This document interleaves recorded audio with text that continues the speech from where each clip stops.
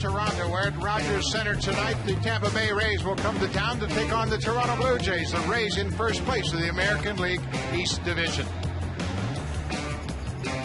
Hello, everybody. I'm Buck Martinez along with Pat Tabler. And Pat, the Blue Jays are playing the second series against the Rays. The first series, the Rays won 2 of 3 in St. Petersburg. But since the end of April, the Blue Jays have actually outplayed them. Yeah, they certainly have. If you take a look at their records since then, there's some heavyweights. Almost the whole American League East is represented in this graphic here. You see the Yankees and the Red Sox. How about the Rangers are playing great ball? Tampa Bay has won 10 of their 18 games on the road, but it's the Toronto Blue Jays who have the best record since April the 29th, and they've done it by doing what they do best, hitting lots of home runs. What a May it has been for the Blue Jays. 53 home runs in the month of May, 11 more than the Red Sox, and the Red Sox have David Ortiz swinging the bat well again. Yeah, they certainly do. You talk about the Angels, we all know about the Yankees, but the Blue Jays have really leaned on the home runs so far this year, and it's paid off with a great record. Well, one guy that's contributing lately has been Lyle Overbay, and Sencito Gaston has dropped him from the 5th spot to the 7th spot. The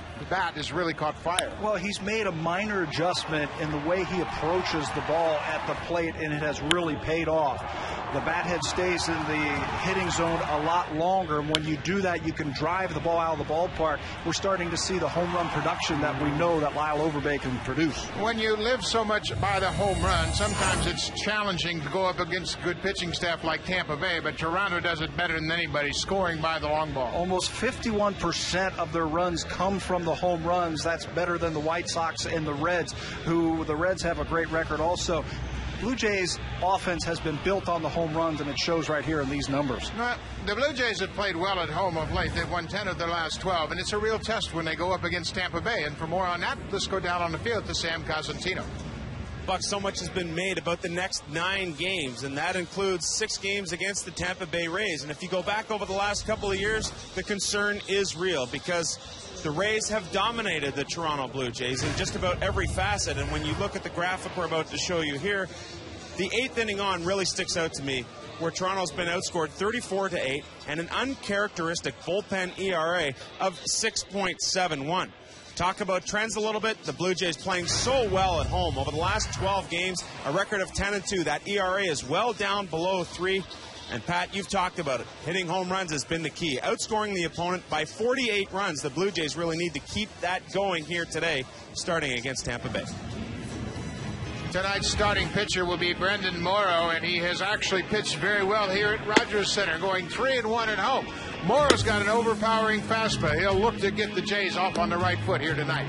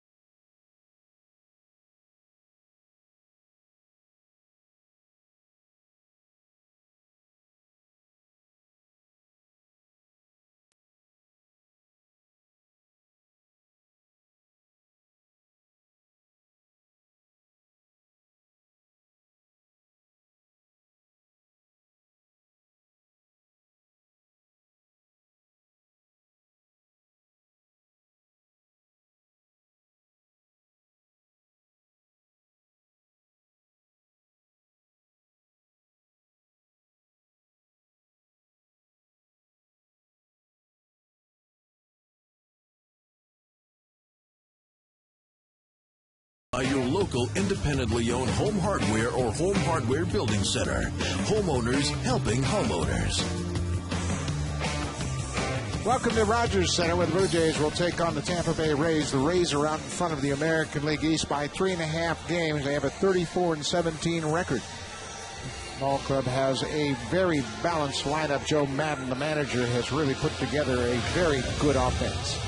Take a look at the lineup. Zobrist, Crawford, Longoria. Evan Longoria for the season has worn out the Blue Jays. 6 for 11 with an RBI, and he scored a couple of runs. First baseman Carlos Pena has really struggled, hitting the .177 coming into the game. John Jaso has been a real pleasant surprise behind the plate and swinging the bat at .310. Blaylock, Upton, and Brignac. Brignac is at shortstop tonight in place of Jason Bartlett, who's out with a hamstring problem, and Sean Rodriguez is the second baseman, and they'll take on Brandon Morrow for the Blue Jays. The hard-throwing 25-year-old makes his 11th start of the season. Here are his numbers, 3 and 4 with a .666 earned run average. Some fire and ice with Brandon Morrow. He's got a lot of strikeouts, 65 of them, which is 5th in the American League, but the problem's been the base on balls, 32 of them, which is the 3rd most in the American League. He's got a great arm, and he's always fun to watch when he takes the mound because you're going to see some good, hard fastball. Probably the team's best fastball, 97, 98 miles an hour, but that's not where Bruce Walton wants him to pitch. Spot the pitches. If you do that and you have your command, I think the Rays are very good at working the count. And he's got a good slider his last time out when he took the mound against the Angels and pitched a pretty decent ball game. Now he'll be facing Brendan Zobrist, who's leading things off tonight. Zobrist has had a good month of May. Got his average up over 300.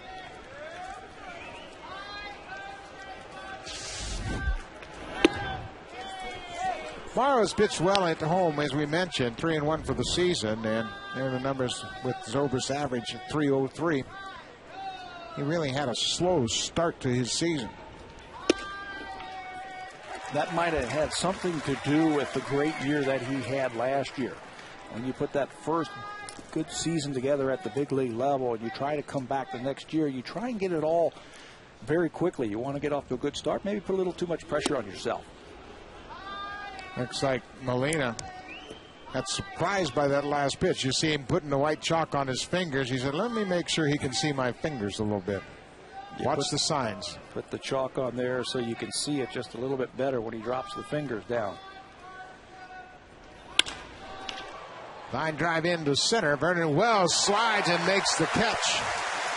Paul Schreiber, the second base umpire, was out in center field, had a good look at that ball. It looked like it was sinking on Vernon Wells. Made a nice catch coming in hard to get that.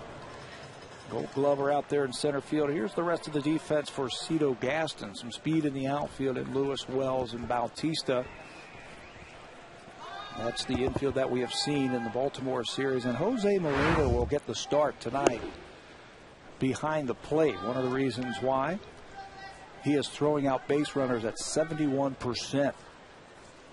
And we all know that the Tampa Bay Rays can run. Good off-speed pitch, evens it counted 1-1 to Carl Crawford. Great numbers for Crawford. He'll be a free agent at the end of this year, and he is going to be a very high-priced free agent. Chase the fastball up and away. Crawford is very appealing for so many reasons. He can beat you with his glove in the field, he can beat you with his legs on the bases, and he can beat you with the bat. And not just a 300 hitter. He's got some pop in that bat, too. Center field should be an easy play for Vernon Wells. 2 quick outs for Morrow.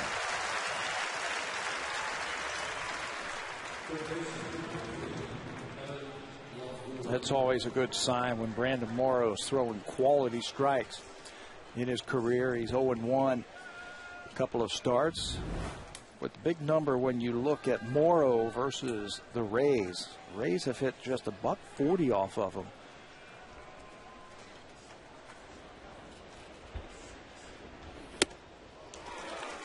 Now, there's that velocity you were talking about, 93 miles an hour. Not trying to really light up the radar gun, just make better quality pitches. Just be a pitcher out there. You don't have to reach back unless you have to. Morrow, we saw him in Cleveland lighted up about 98, 99 miles an hour. And he was dominant. Now, you're not going to do that every time you take the mound.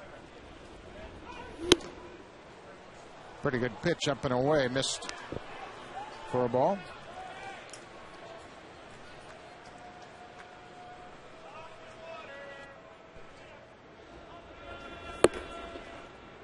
Breaking ball. 3-1 to Longoria. We'd mentioned Longoria, 6 for 11 against the Blue Jays this season. He is a tough out.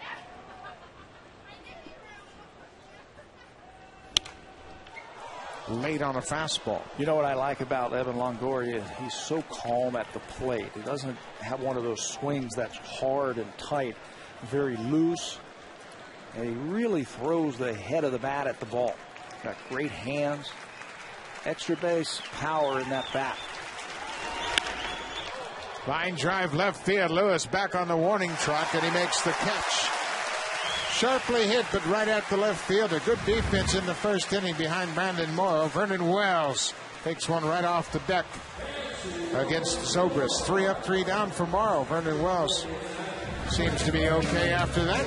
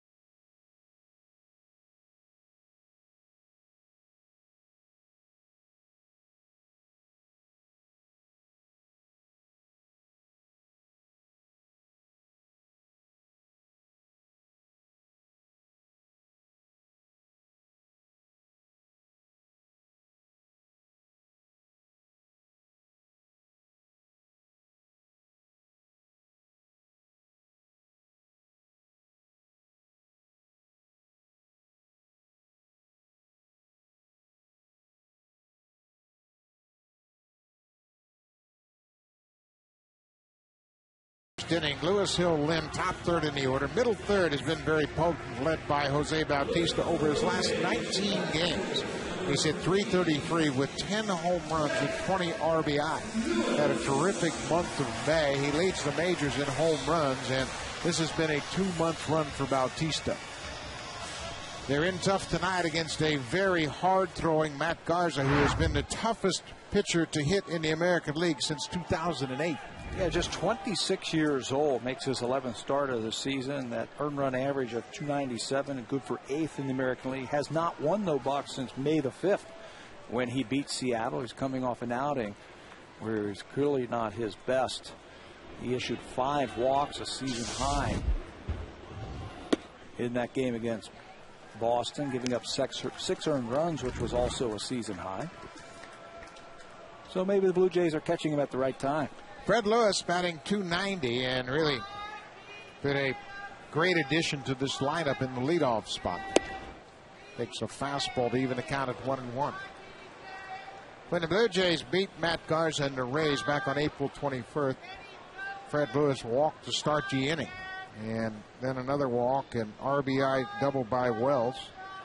They wind up scoring 4 in the first against Garza. Line drive toward right. Zobrist in, makes a head-high catch of the liner.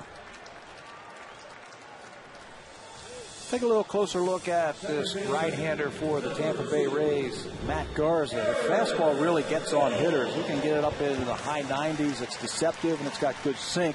And he's going to use all of his pitches. Doesn't really rely on just 1 or 2 of his pitches. He has all of them. And he's really been tough here in Toronto. He's made 5 starts, 3 wins, and his ERA is what's very impressive for Matt Garza here in Toronto, just over 1 against the Blue Jays.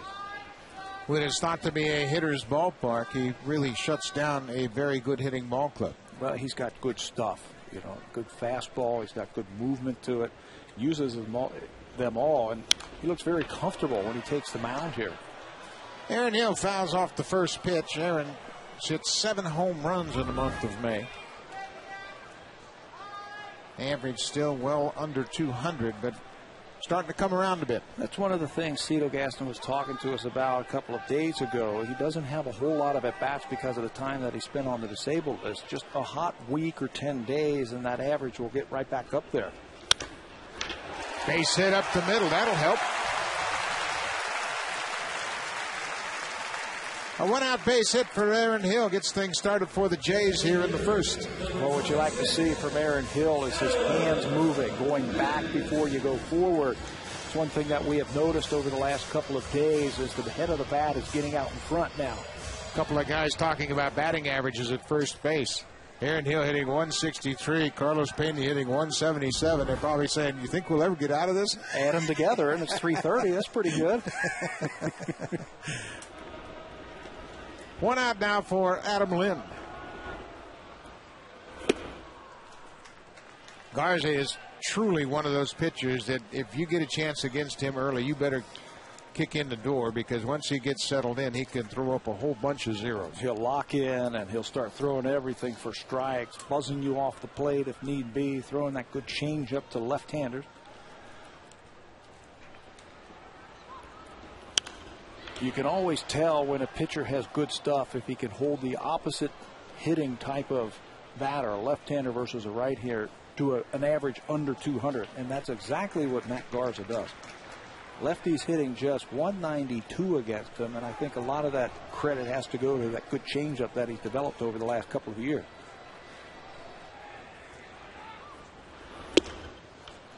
Lind laid off a good pitch with Hill at first base. It's 2-1 now, 1 out in the first.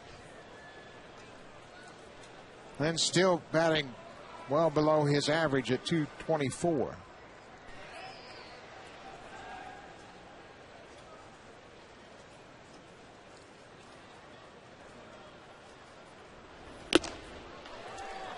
There's that good fastball that Lind just got a piece of. 94 miles an hour upstairs.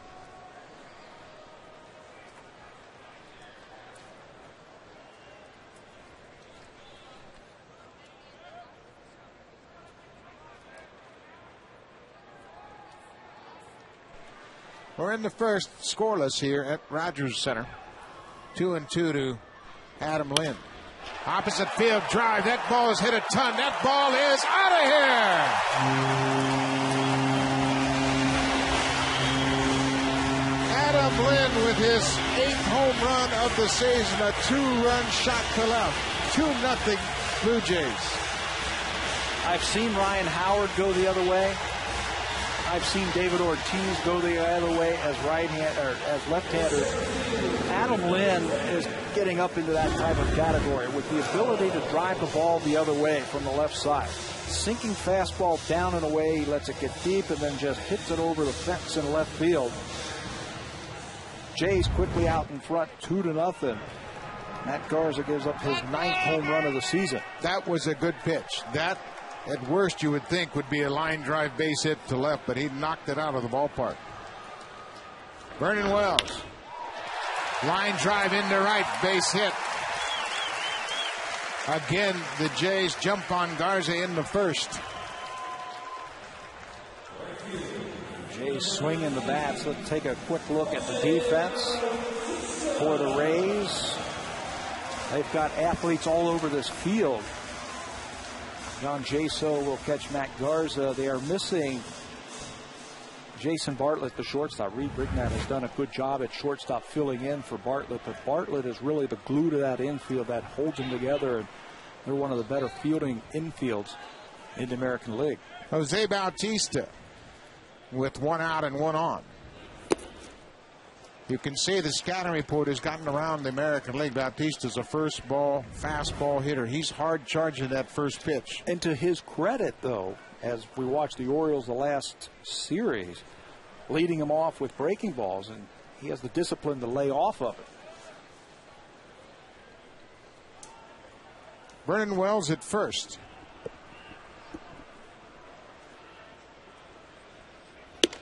Outside. You can see with each game, Jose Bautista gets more disciplined, more patient at the plate, but he hasn't lost a thing in the power department. No, not at all. And when they make mistakes, he sees it and takes a good rip at it. You should get a good look at it right here, 2-0. But you're right, anything close, he's had good swings at the ball. Breaking ball in dirt. There goes Wells for second.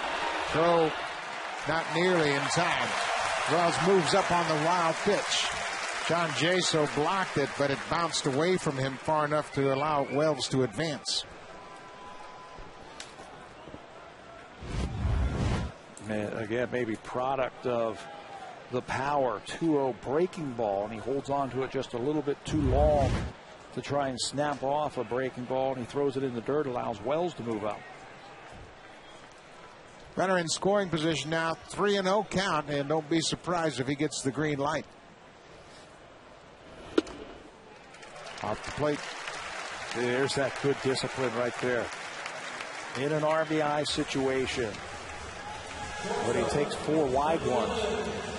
How much does it help Bautista's approach knowing Gonzalez is behind him with 11 home runs? He can patiently take that walk. I think they're all intertwined up and down the lineup. That a player knows who's hot behind him. A player also knows who is hot hitting it ahead of him. So they know that they can go up there and just wait for a good one. First and second, one out for the shortstop, Alex Gonzalez. 2-0, Jays lead it on Adam Lynn's 8th home run of the season. 54th home run the Blue Jays have hit in May.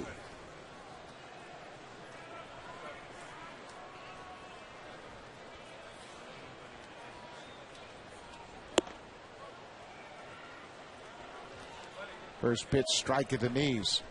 Alex Gonzalez has really benefited from Cito Gaston being his manager. They've had some very short, very interesting conversations about hitting approach, especially dealing with breaking balls, how you hit bad breaking balls. Right field, medium depth. Wells is tagging. Zobrist has a good arm, and Wells will stay put at second.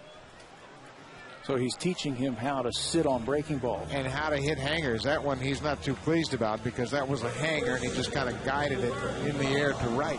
When you get a hanging breaking ball, you don't want to service it. You want to try and hit it as far as you can. And that's what Cito has talked to Gonzalez about. And he's hit 11 home runs as a result of that. That time, not so.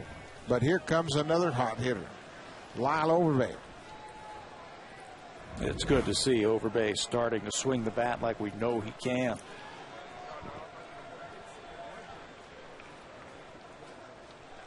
Two outs now, runners at first and second.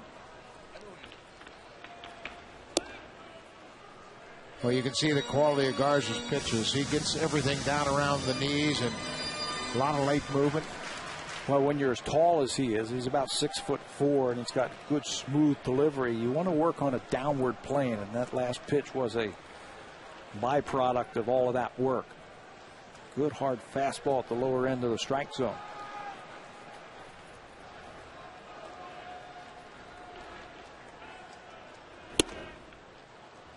Changeup at 95 miles an hour. One of the things that Lyle Overbay did, he went back and tried to find some of his 2006 film, his first year here in Toronto, where he felt was his best year, and found that he was just moving his lower half, and that was it. A little bit too complicated at the beginning of the season, moving his arms, his legs, his head, his shoulder, everything. When he went back and looked at the film, he noticed that just his lower half was moving, and that has really freed up his upper half to start driving the ball, which we have seen over the weekend. 1-1 pitch. Driven down the left field line, but that'll slice into the seats out of play. But that's a good sign as well. He's staying back and waiting for that ball to travel. You mentioned 2006. Overbay hit .312 with 22 home runs and drove in 92 runs. Why wouldn't you go back to that year? Sometimes as a hitter, as you go along, you can go back and look and go, wow, I can't believe I did that. I've done that before in the past. You know, you look at film from 3 or 4 years ago, and your hands might be a little bit higher, or you might have changed subconsciously. Good pitch, strikes out Overbay. Garza gets out of it, strands 2 base runners, but Adam Lynn's 2-run home run to the opposite field has given Brandon Morrow a 2-0 lead.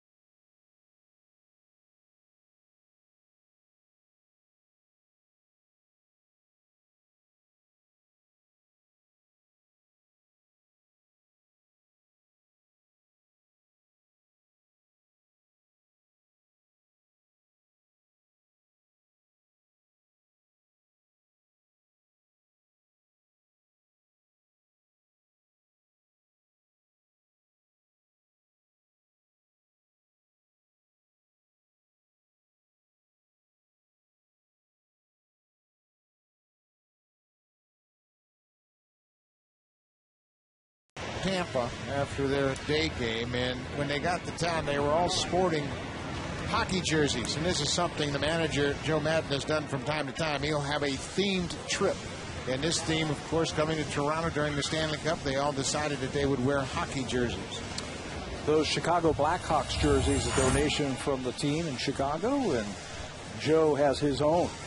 Joe had a Madden Blackhawks jersey, of course, because of the Madden that plays for the Blackhawks, and he was very proud that the Blackhawks would send them those jerseys once they got wind that they were thinking about that. He thought it was only a natural. John Madden, I believe his name is, and Joe's middle name is John.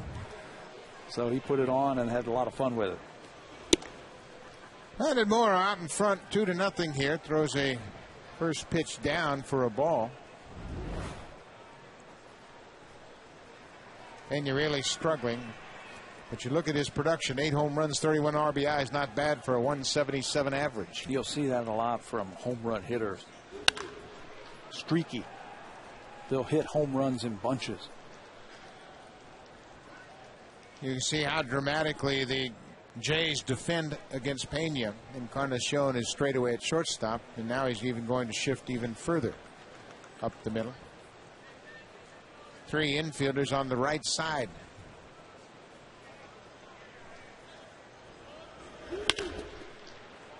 Right to Gonzalez. Easy play.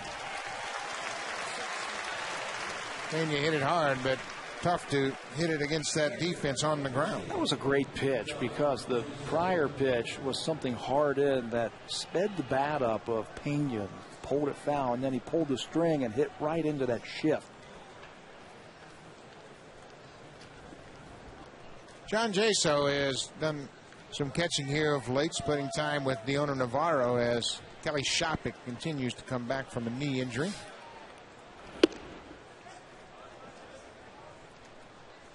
Jaso swung the bat well, hitting .310.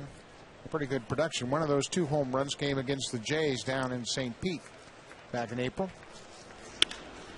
Drive to the gap in left field. Fred Lewis closing ground on it quickly. It makes the play. Boy, oh boy, what a pleasant surprise Fred Lewis has been. He certainly has. Really roams the left field very, very well. We didn't have time to talk about it at the end of the first inning, but that ball that Longoria hit the end of first inning, that was a tough play. and he made it look so easy, just gliding back to the warning track to catch that line drive to end the first inning. Hank Blaylock will bat with 2 outs, swings at the first pitch. Lewis is getting tested again. Again, using his speed, going into a corner to make the catch. Fred Lewis has been busy already tonight. Just 6 pitches for Brandon Morrow. 3 up, 3 down in the second.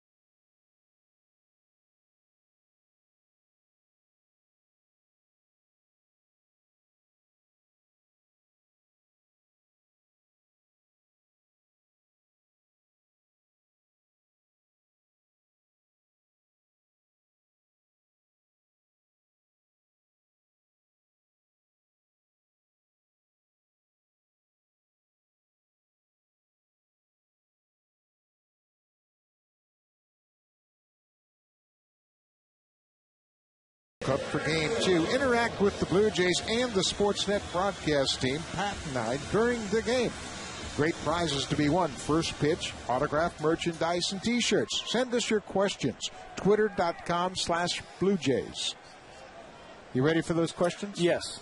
Be good. Do they have to be baseball related? I hope so. Me too. That's my best opportunity to answer them right. Edwin Encarnacion takes the first pitch strike from Matt Garza.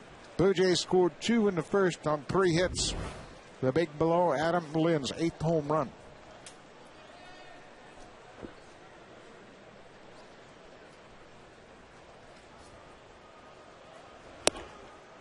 Breaking ball just off the plate.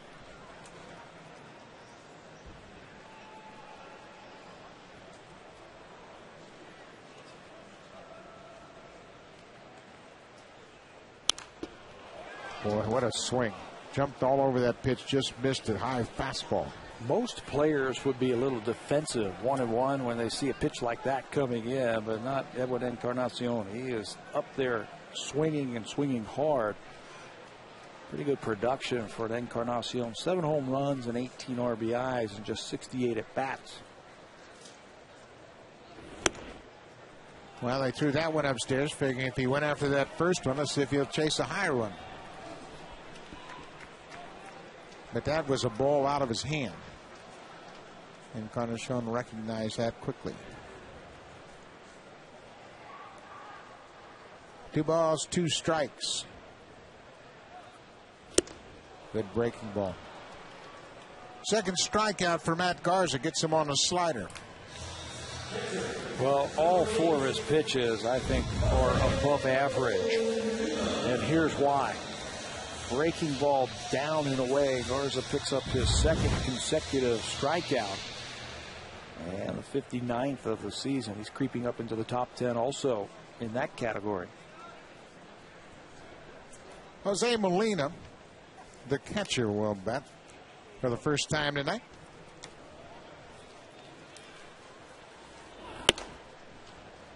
Garza has loosened it up a little bit, up to 95, but out of the strike zone. Molina making his 17th start behind the plate.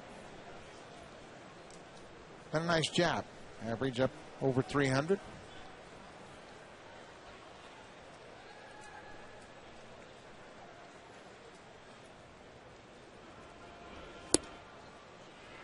One of the things that I've been impressed with was with Jose Molina is his throwing ability. He has been quick behind the plate. He has thrown out 10 of 14 base stealers this year, which is an outstanding percentage at 71%. He's handled some of these young pitchers well, too. Yeah, he sure has, and he and John Buck both have really worked well together. Now, I had a conversation with Buck in California, and he went to Jose Molina talking about Ricky Romero, and I'm having a tough time catching Ricky.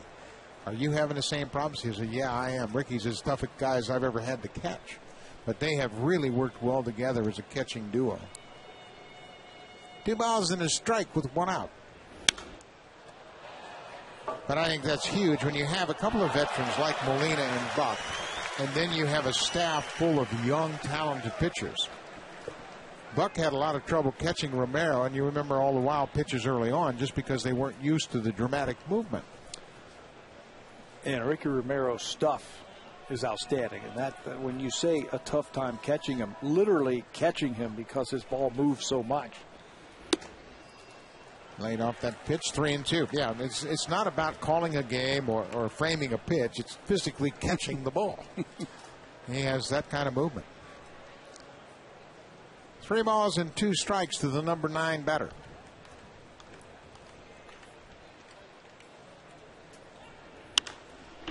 Popped him up. Right side, Pena. Foul territory. 2 outs.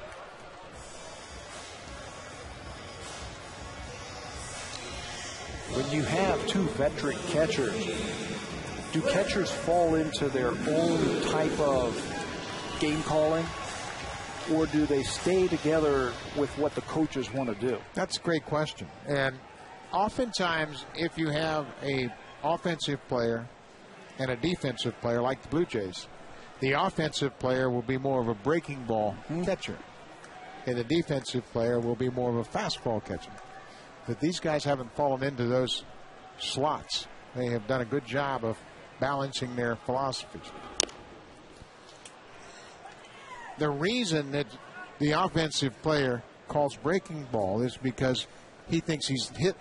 Yeah, he knows how hard it is. Yeah, right. And so he's trying to trick the hitters, where the defender understands that the fastball is still the best pitch. Right, and pitching off the fastball is so important. Fred Lewis takes a breaking ball and lifts it foul down the right field.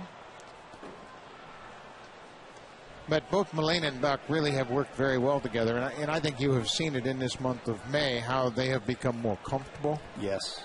You don't see as many balls getting away from them. Nope. And the pitchers are responding accordingly. Sean Markham's had a great month of May. He's won 5 games. Brett Cecil's been great this month also, and haven't seen them fall into patterns at all. Boy, that was a late call by Joe West. The fastball looked like it was off the plate, but moved inside. Fred Lewis didn't like the call, but he strikes out. Garza, good inning.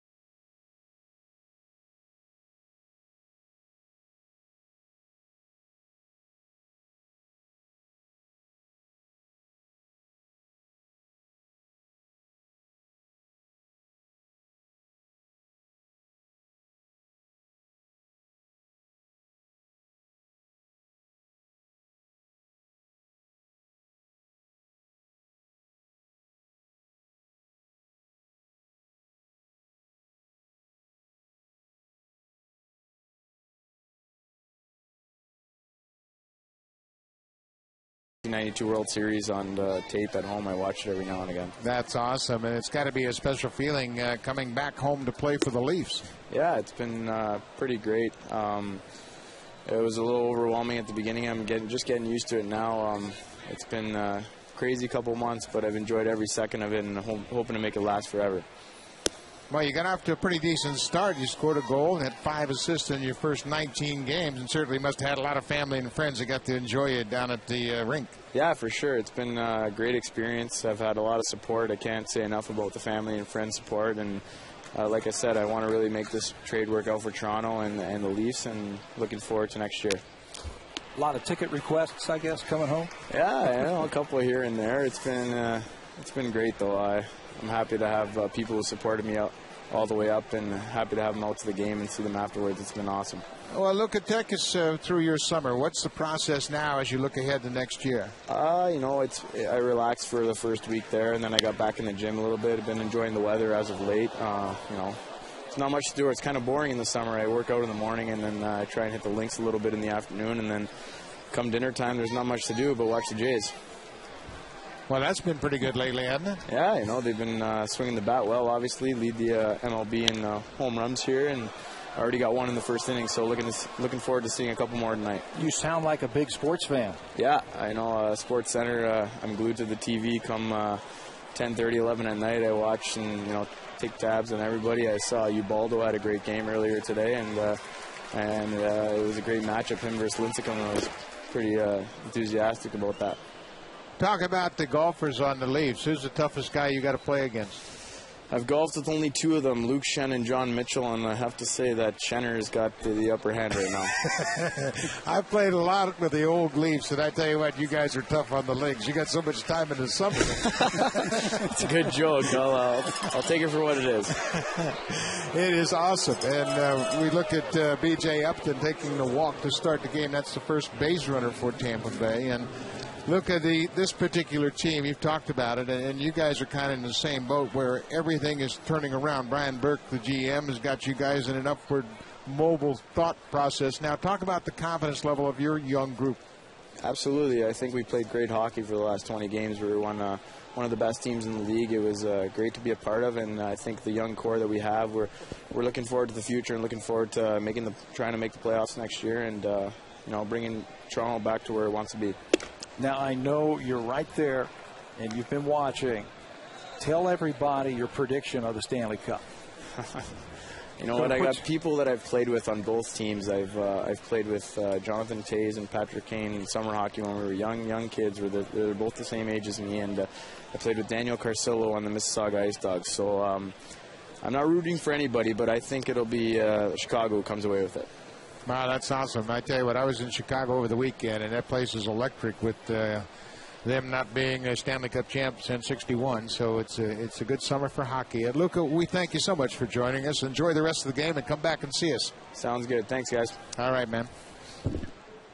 Luca Caputi, a Maple Leafs forward.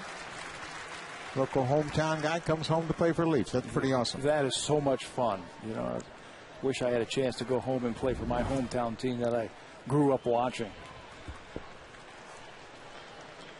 B.J. Upton at first base. He reached on the walk.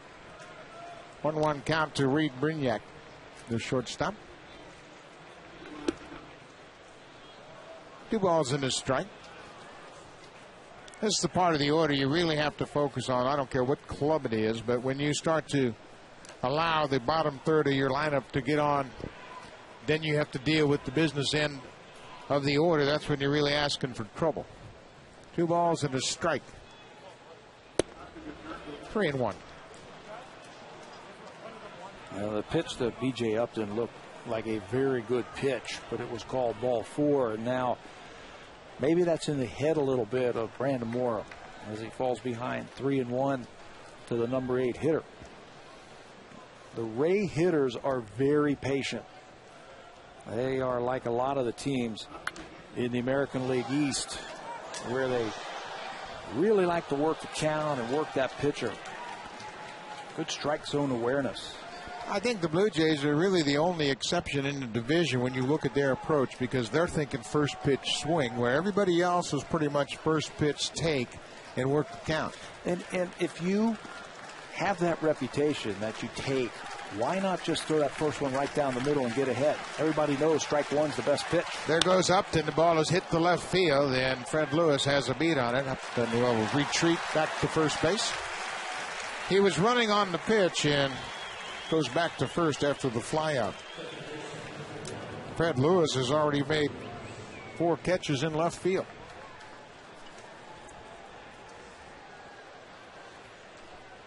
Brandon Morrow is a fly ball pitcher, and the best one that was hit was the line drive by Evan Longoria that took Lewis back to the warning track. This is where the Rays can be very dangerous because they're very versatile. They all handle the bat, and they've got a lot of team speed. E.J. Upton over at first base has 15 stolen bases this year. He's only been caught 4 times. I'm a little surprised he wasn't more aggressive. But remember, the last time the Rays saw this combination, Morrow and Molina, Molina threw out 4 base stealers. Got Carl Crawford twice.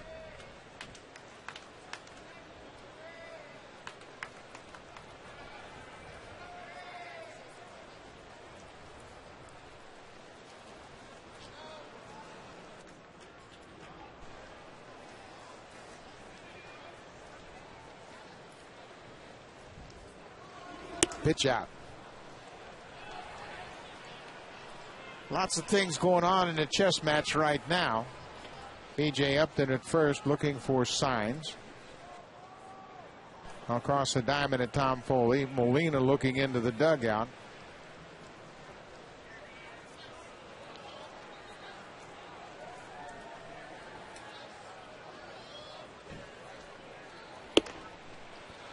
That's the best way to diffuse the running game. Throw strikes. Throw strikes, work quickly. They really vary your times to home plate.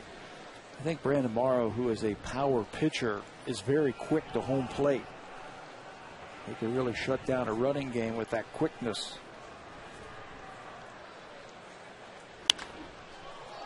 Lifted out of play up the right side. Molina never saw it, but it was well back into the seats. See, Jose Molina has, after the first inning, painted his fingers.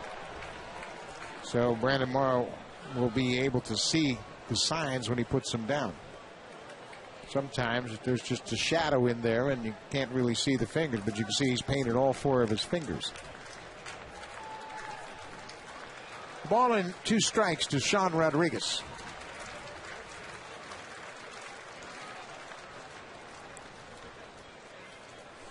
Is that fingernail polish? That the paint on there? Yeah, they'll use anything, even some white shoe polish, possibly, just something to make those fingers stand out.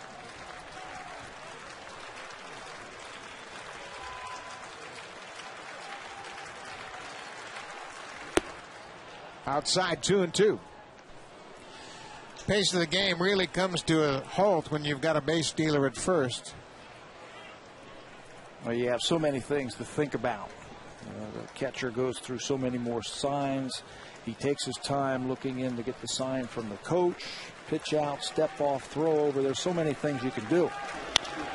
On the ground, Gonzalez to Hill for 1. Back to first, double play. 52nd double play the infield has turned this year. Brandon Morrow puts it in the hands of a very capable double play combination. Shortstop Gonzalez, second baseman Hill to Overbay.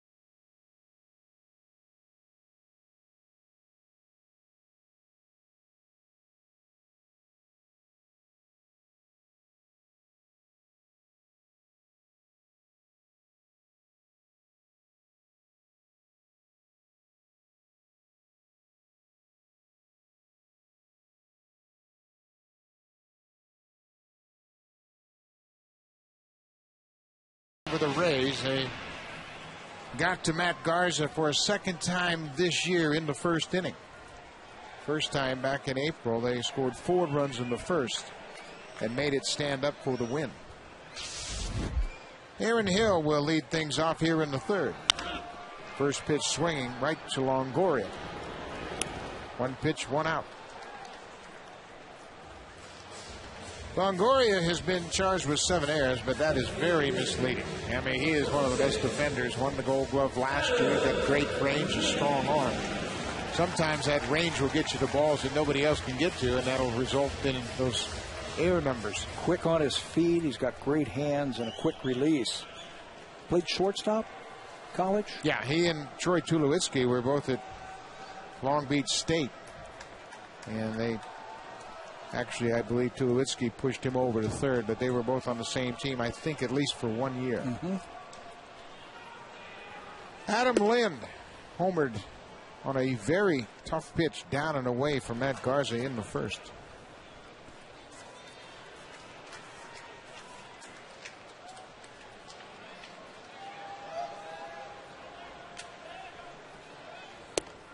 There's a good changeup. A little bit slower at 83 miles an hour. Had Lynn way out in front. One of the pitches that he wanted to develop when he was a member of the Minnesota Twins organization and really concentrated on it the last year he was over there and got it to where he feels very comfortable with it.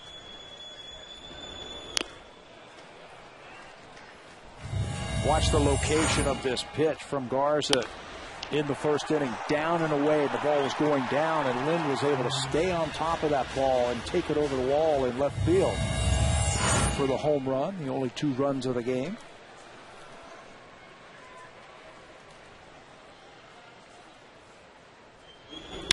Breaking ball lifted into center field.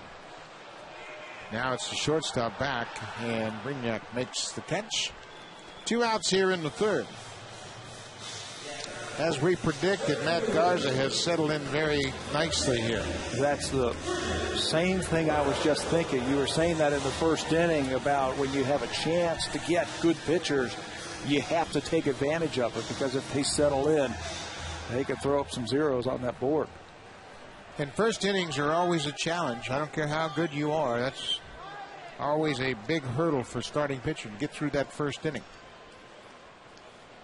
Vernon Wells had a single in his first at bat.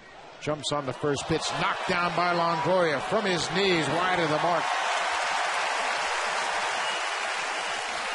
Base hit for Vernon Wells. A heart shot to the backhand side. Longoria knocked it down, and he said, hey, I should have had that. Yeah, I think he had more time than he thought. Because the ball was hit so hard by Wells, right off the heel of the glove, he had time, I think, to get up, plant his feet, and make a strong, accurate throw. From his knees, he tries to make the sensational play, and he had all kind of time. You can see Vernon Wells just now getting into your picture. Yeah, you don't see him make an error of judgment too often, but he had more time than he thought. 2 outs now for Jose Bautista. Bautista had a good at-bat in the first when he walked, showing a lot of patience.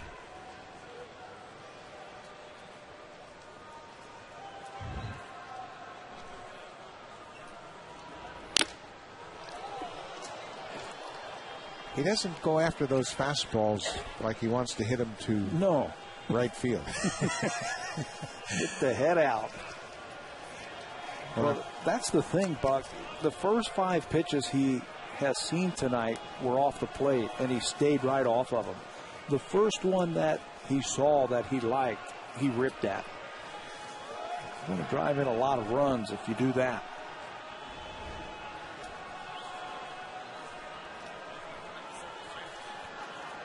You can't believe that Wells would be running in a situation like this, given the way Bautista has been swinging the bat. We want him to hit here in this situation, so I can't imagine Vernon would run here. Yeah, because he can score him from first base. Boy, Bautista's taking some good pitches, really seeing the ball well.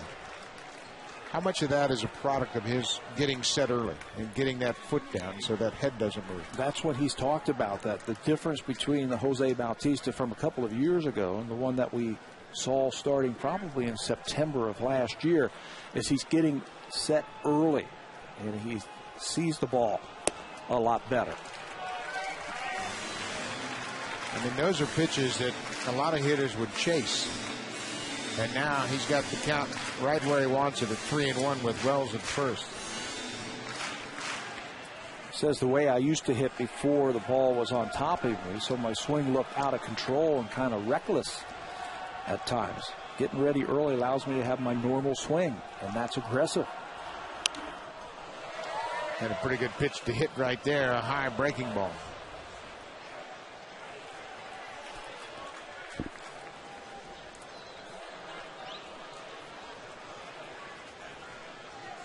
Three balls, two strikes. 2 outs here in the third. Blue Jays lead at 2-0.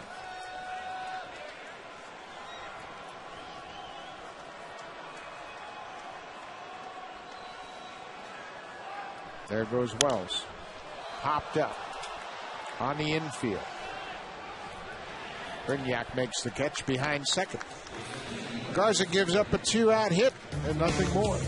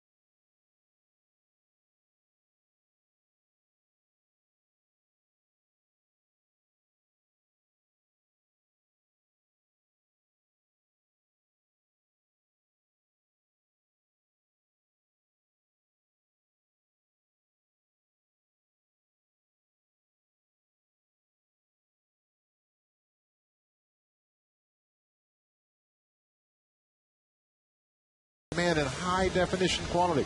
Packages starting at $99.99. Visit BlueJays.com for more details. Great way to watch baseball all around the country. And Ubaldo Jimenez, what a year he's off to. 9-1. He won again today. Did he win again today? Nice. He is ahead of Bob Gibson's pace through 10 games. And that was 1968 when Gibson had a 1.12 ERA and threw 13 shutouts. Gibson started that year 3-5, won 12 straight games in the middle of the season. Threw 8 shutouts in those 12 games. That's sick, isn't it? Yeah, I was talking to Cito about Bob Gibson. And we're going to see the Rockies and Jimenez when we go out to Denver. And he, of course, got a chance to hit against Gibson. And he remembers one time bases were loaded. He was at second base, and there was nobody out, and Gibson threw 9 pitches, and nobody touched the ball. He struck out the side. Phenomenal pitcher. Ben Zobrist with a 2-1 count starts the 4th inning here. Tampa Bay down by a couple.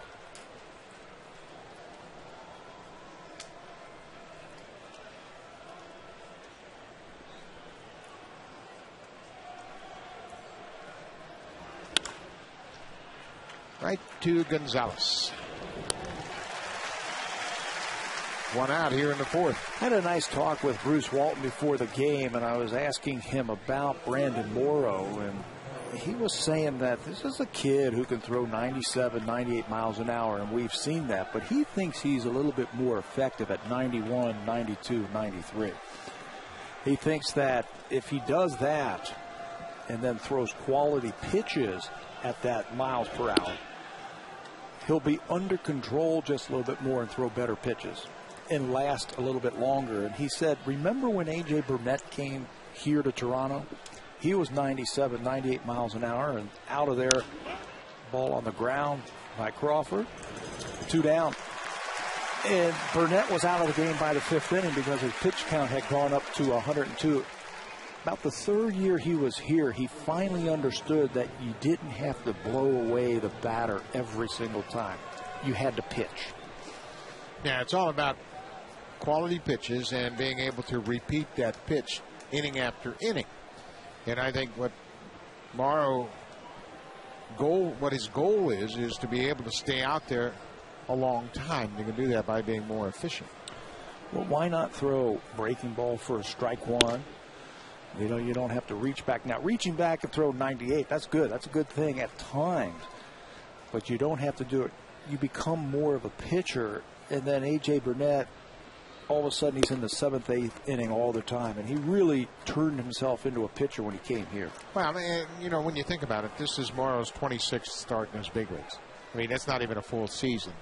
So you have to allow him an opportunity to get out there and sense what they want him to do. Popped up a mile high behind second base. Now Hill drifts in and makes the catch. Quick inning for Brandon Morrow.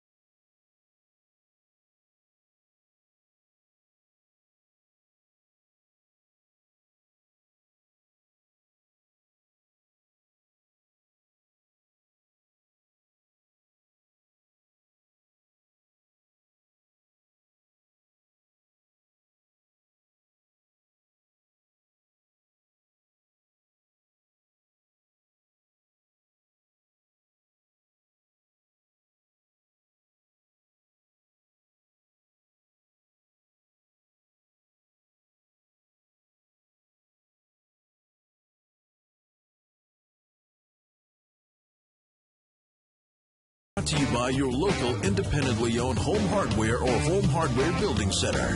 Homeowners helping homeowners. 2-0 Jays as they get set to bat here in the 4th. Matt Garza has really settled down here. Just 1 hit since the 1st inning, only 1 base runner. As he gave up 2 in the 1st, a 2-run home run by Adam Lynn.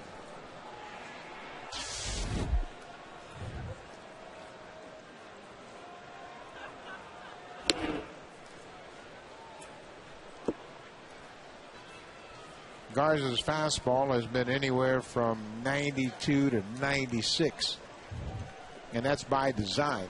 Throws a hard 2-seamer, and he can elevate the 4-seamer. He's a little deceptive, too, in his windup. It's fluid. He pauses right there. He really throws that left arm at the hitter. Hides the ball well. You talk to hitters, and they tell you that the ball is right on top of you real quick. Yeah, it's interesting how much different one pitcher can be from the next as far as a comfort level. and that ball really explodes in on your hands. That last pitch to Gonzalez was a perfect example.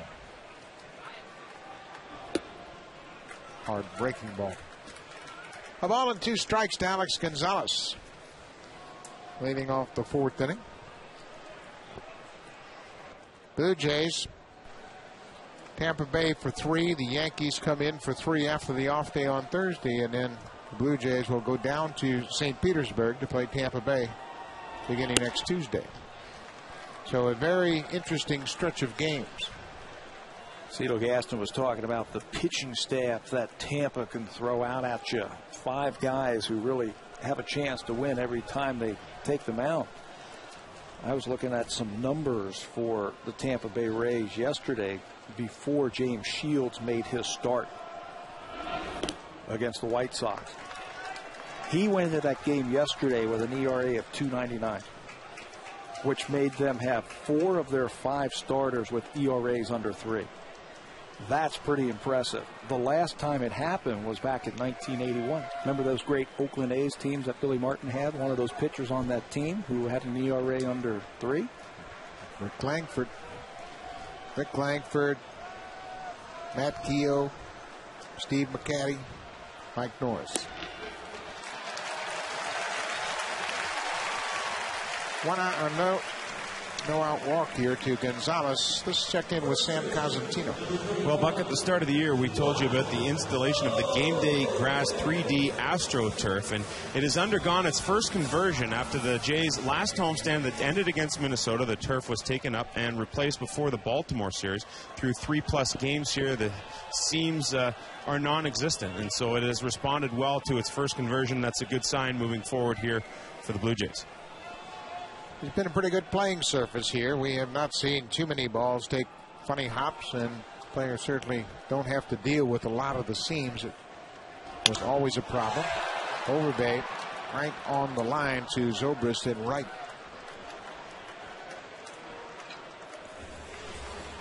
He is a good athlete, Ben Zobrist. He can play second base. We've seen him at shortstops and first base. And in the outfield now in right field. He gets good jumps on the ball. He's got a good accurate arm. And he just keeps developing and developing into a pretty decent ball player. A chance to play every day last year and took full advantage of it. Had a career season. 1 out now for Edwin Encarnacion. Struck out in the 2nd.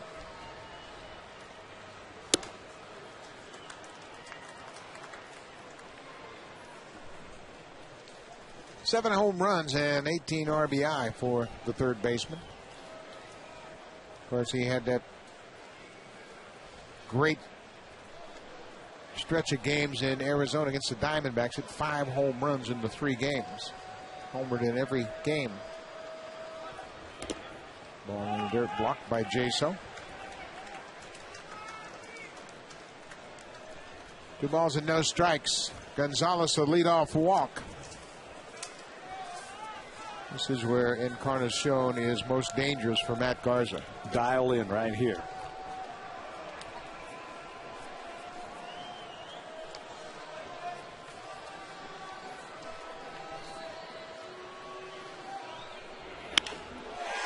Base hit left field. Gonzalez will stop at second. Encarnacion had the count in his favor and to single into left. When you are aggressive and you are sitting on one pitch, the ability to get on top of a pitch becomes a little bit easier. It's a high fastball from Garza. Encarnacion is able to get on top of that one, drill it into left field for a base hit. It's almost like a batting practice approach because you eliminate any thoughts of breaking ball and just get ready and hope to get a good pitch you hit. And that'll help you get on top of those pitches. Those are hard pitches to get on top of. Those hard fastballs about letter high. Jose Molina with 1 out. Longoria from his knees to second. Sean Rodriguez to first, double play. There's the Gold Glove 3rd baseman, and we have seen in the past Longoria takes a hot shot off the bat of Molina and converts it into an inning-ending double play. Right from the knees. And then Rodriguez turns it.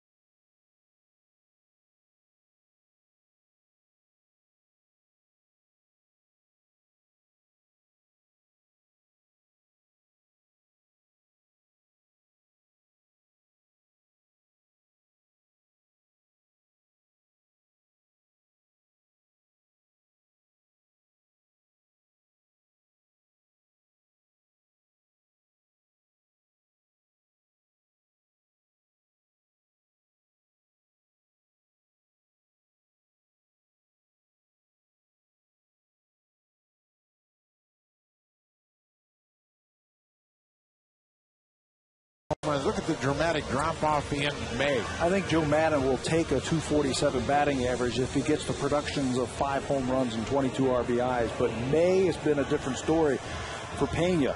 He had a 1-for-19 slump. Slugging percentage down, the strikeouts going up, but he's always a dangerous threat at the plate. 30 home runs and 100 RBIs now, 3 straight seasons for Carlos Pena. First pitch curveball for a strike. Hit a ball sharply towards second base. The shortstop was over there, Alex Gonzalez, and made the play. Blue Jays used that dramatic shift, chased the high slider. And that's what you'll get with Pena. He will expand his strike zone. He'll chase a lot of borderline pitches, but when he gets in a groove, he can knock it out of the park in a heartbeat.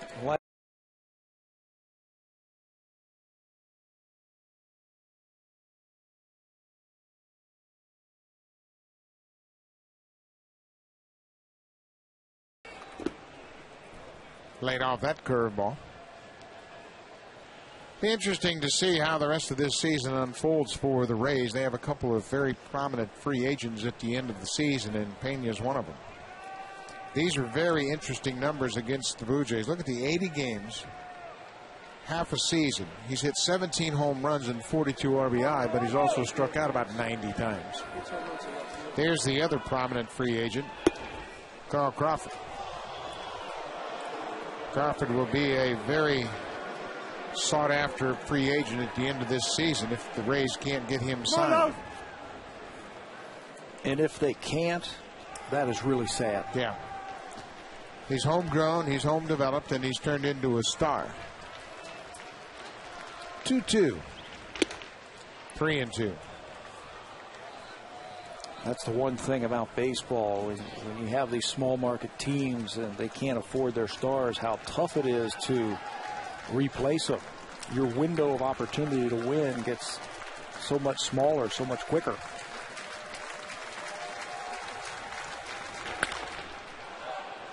Hit hard but foul down the right field line.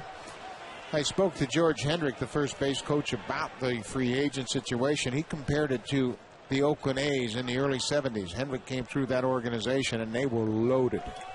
They had players all over the diamond, but like Hendrick said, they couldn't keep him. He said he is reminded of that situation with this here in Tampa Bay. He walked him. Jumped out ahead of Pena and then ends up walking him to start the 5th. 2-0 Blue Jays. 2 first-inning runs. And now it'll be John Jaso, the catcher.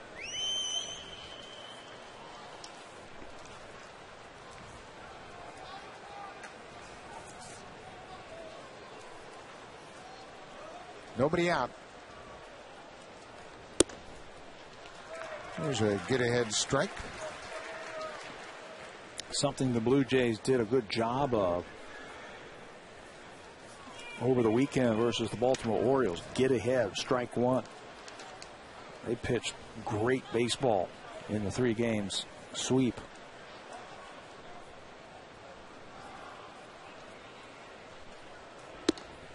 Changeup upstairs, a ball on the strike. This is Jaso's 24th start of the season. Kelly Shopik started just 3 games, then he had a knee injury, had surgery, and he is just now working his way back. On the ground tomorrow. Second base to Gonzalez for 1. Back to first base, double play. Brandon Morrow made a heck of a play on a hot shot. Gloved it and then made a strong throw to second. Yeah, he certainly did. He's a good athlete with good hands and quick feet. Watch when he lets go of the ball, he gets himself into position to field it and he snags it. And then the crow hop, and that's hard to do when you go up the mound and throw and you come back down the mound. He delivers a strike to Alex Gonzalez and he turns it. Big double play. Well, Gonzalez got to the bag in plenty of time, so even though it was a little bit on the shortstop side, it was an easy play for him. So now with 2 outs, it'll be Hank Blaylock.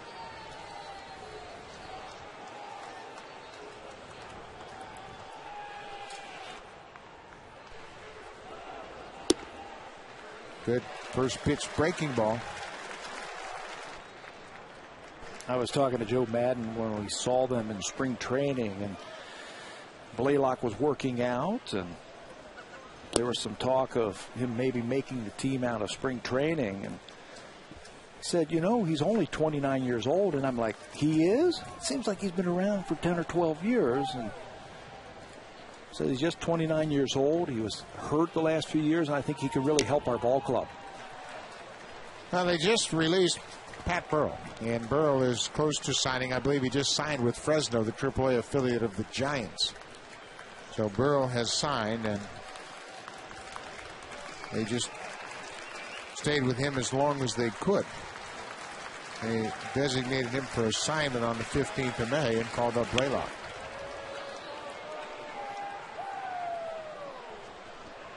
Blaylock came up in the Rangers organization, a very young third baseman, power hitter, and has been dealing with injuries the last couple of years. Hit 25 home runs last year for the Texas Rangers in 123 games, but still wasn't the healthy one that we saw a few years ago. Got a piece of it to stay alive here and in the fifth. Second double play turned in the ball game came in this inning after a leadoff walk. Morrow's done a good job of using the defense behind him. He got a couple of good plays in the outfield early in the ball game. In the last couple of innings, it's been the infield defense.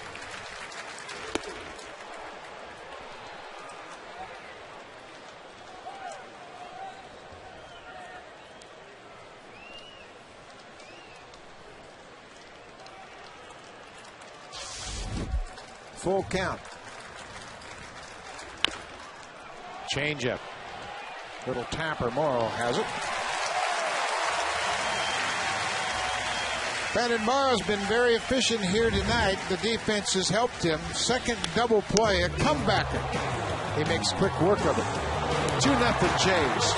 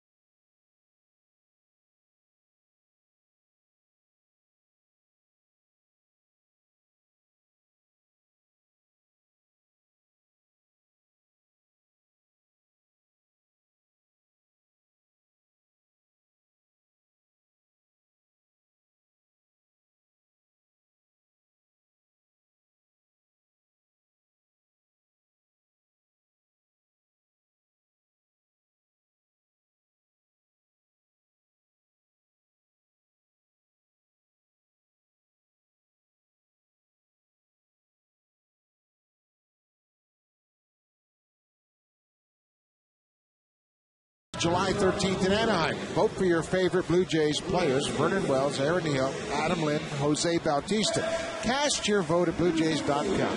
Fans are allowed to vote a maximum of 25 times per email address. Vote early, vote often. It's the All-Star Game, July in Anaheim. Jose Bautista certainly deserves some consideration given the fact that he leads the majors in home runs. Be a nice little feather in his cap. 2-0. Jays lead it. Brent Lewis will lead off the fifth.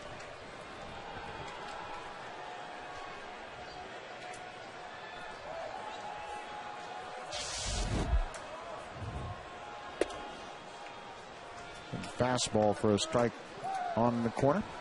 Lewis was a strikeout victim in the second inning on a pitch up and in. He thought it was very questionable.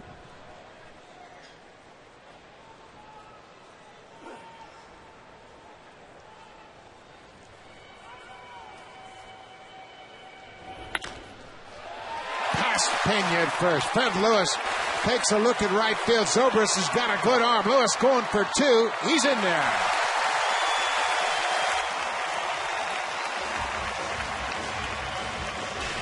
Fred Lewis, 14th double of May. That leads the American League. What a hitter he has become in the month of May. Rips this ball by Pena. When the ball's cut off by Zobrist, I didn't think he had a chance to get to second base because Zobrist gets to the ball quickly and gets it in with an accurate arm. But Fred Lewis hit first and turned it on for a leadoff double. Look what he has done. Extra base hits for leadoff hitters. He leads all number 1 hitters in the majors with 17 doubles this season. Denard Span of Minnesota leads the leadoff hitters with 41 hits in the month of May.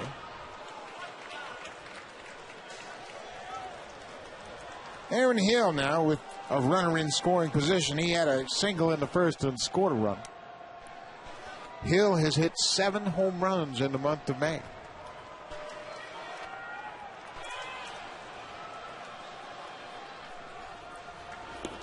Bounced. Lewis headed for third. There'll be no throw.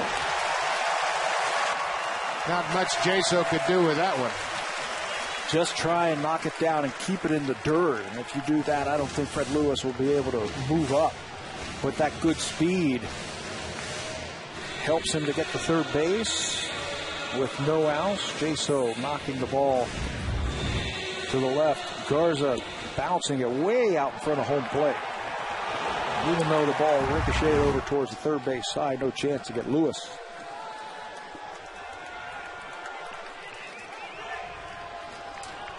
Infield in now with nobody out.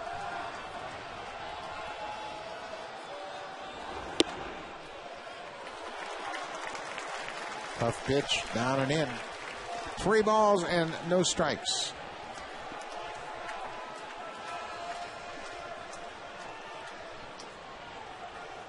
He showed Lyle Overbay a lot of confidence, letting him swing 3-0 the other day, and he homered. Aaron Hill takes that one. Looked like he was ready to swing. Just didn't like the pitch he saw. 3 balls and a strike. Well, he's looking for something out over the plate that he can get into the outfield. The last thing you want to do is get a ball on the infield, get jammed on a fastball in the inner half. Pulled it foul. That ball ran in on him. Not a late movement. That's where Cedar Gaston knows that these guys in this part of the order have to drive in this run from third. You get a runner at third in a tight ball game and nobody out. One of these guys has to drive in. Yep. Against a good pitcher. You know you're in tough with pitchers like Garza, Neiman, and Price over the next couple of days, but you've got to cash them in.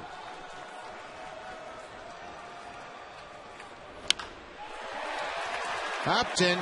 That ball's going to fall. Lewis will come in to score. Aaron Hill picks up the RBI. Off the end of the bat, but he put it in play, and that's all you needed in that situation to get Fred Lewis in from third. It's just good plate coverage by Aaron Hill. Got ahead 3-0, a couple of hard fastballs, and it looked like Garza tried to change up on him, try to fool him with a breaking ball. But he's got good plate coverage, shortens his swing enough, and he just dumps it in front of Upton for an RBI single. And that's a tough play for a center fielder when you have a power hitter at the plate. You see the big swing. First movement is back. Jim Hickey, the pitching coach, out here to talk about the approach. Still nobody out here in the fifth. The Blue Jays have added a run. And again, it was Fred Lewis setting up the inning.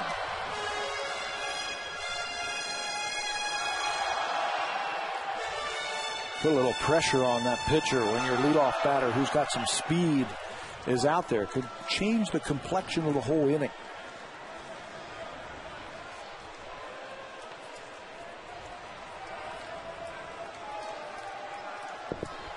Adam Lynn. What a cut. He's starting to look like he did last year.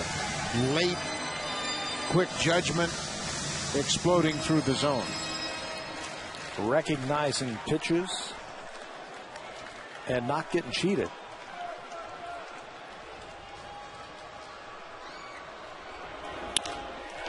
Left field, that's going to hang up for Crawford, who fights the lights but stays with it, makes the catch.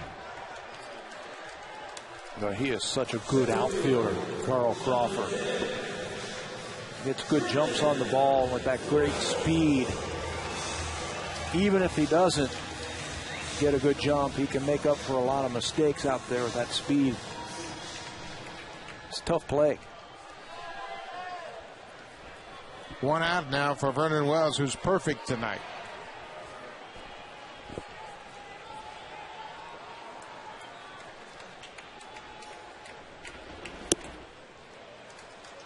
Lays off that breaking ball.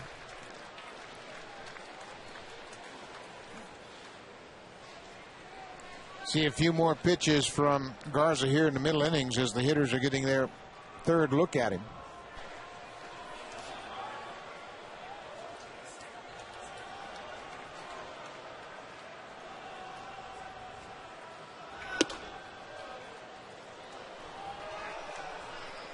Vernon Wells wasn't so sure that was over the inside corner. Mild protest. Yeah, the numbers, and Garza's really been tough even through the third time. 176 hitters are hitting. 2 balls and a strike.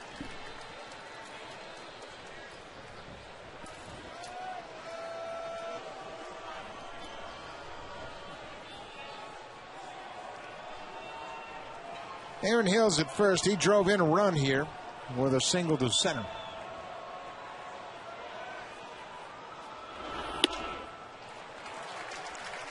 Three and one. And again, Garza falling behind.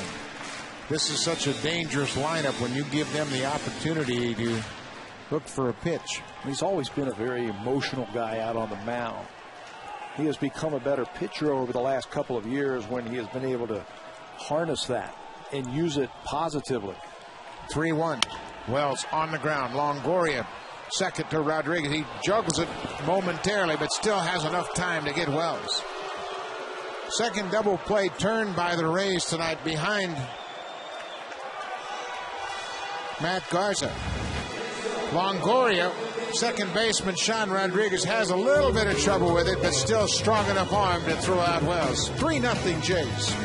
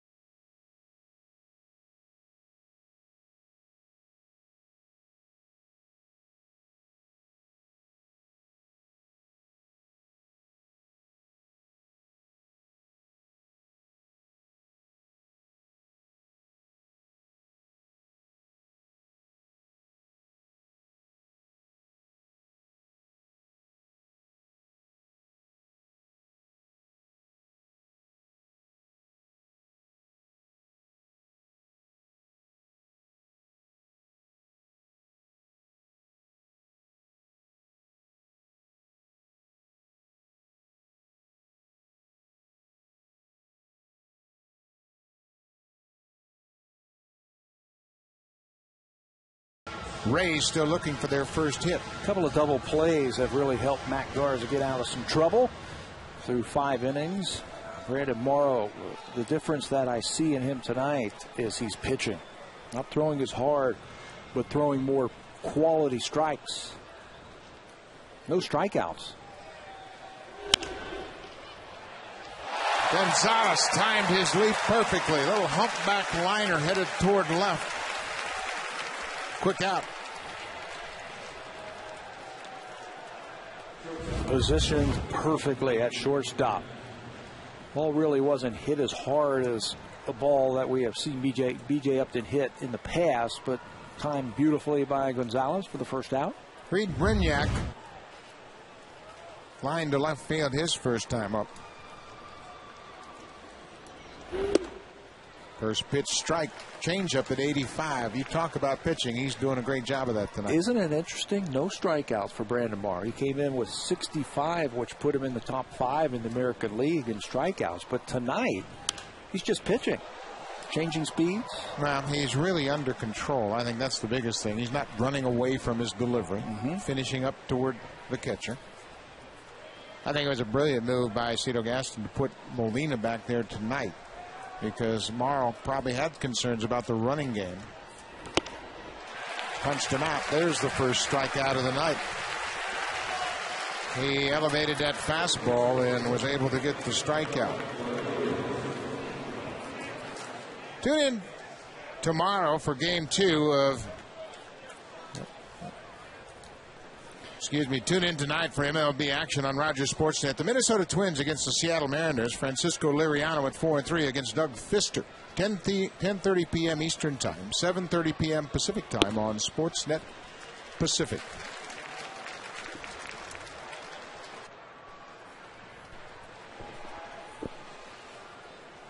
Sean Rodriguez, 0-2. It's always nice to have 95 in reserve. Yeah, if you've got that in the holster, and you can always go back there and pull it out in tough situations. It's always nice to have that. Back up the middle. Gonzalez ranges behind the bag. He's got time. Safe at first base. I don't know about that. Gonzalez knew exactly what he had to do. Unloaded in a hurry. Made an on-the-money throw to first. Angel Hernandez called Rodriguez safe. Well, we get the benefit of watching it on a replay. Couple of good plays. First of all, by Gonzalez, the shortstop. Gets there, spins and throws. This ball is dug out by Lyle Overbay, and a good call by Hernandez, the first base umpire. Sean Rodriguez beat the throw to first. That's the first hit for Tampa Bay. It comes in the top of the 6th inning with 2 outs. What a play by Gonzalez. He knew exactly what was on the line on that play. Yeah. He gloved it, turned, and threw quickly. If he could have got it in the air, I think he has him at first base. Here's where Morrow just really needs to focus on Zobrist. Rodriguez is not going to run here in this situation. Focus on the batter. A lot of people ask how you defend against a good stolen base team. I think you can't let it get into your head. You have to continue to focus on the hitter. That's right. You start throwing over there a couple of times, peeking a little bit, wondering about what you're going to do to that hitter. The next thing you know, you're falling behind 2-0, 3-1. And the big thing that you have to remind yourself is look at the scoreboard. It's 3-0. You get the hitter out. That runner at first base really doesn't mean much. Doesn't mean anything.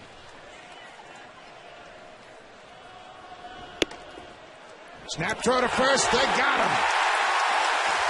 Jose Molina again wrecks the Tampa Bay running game.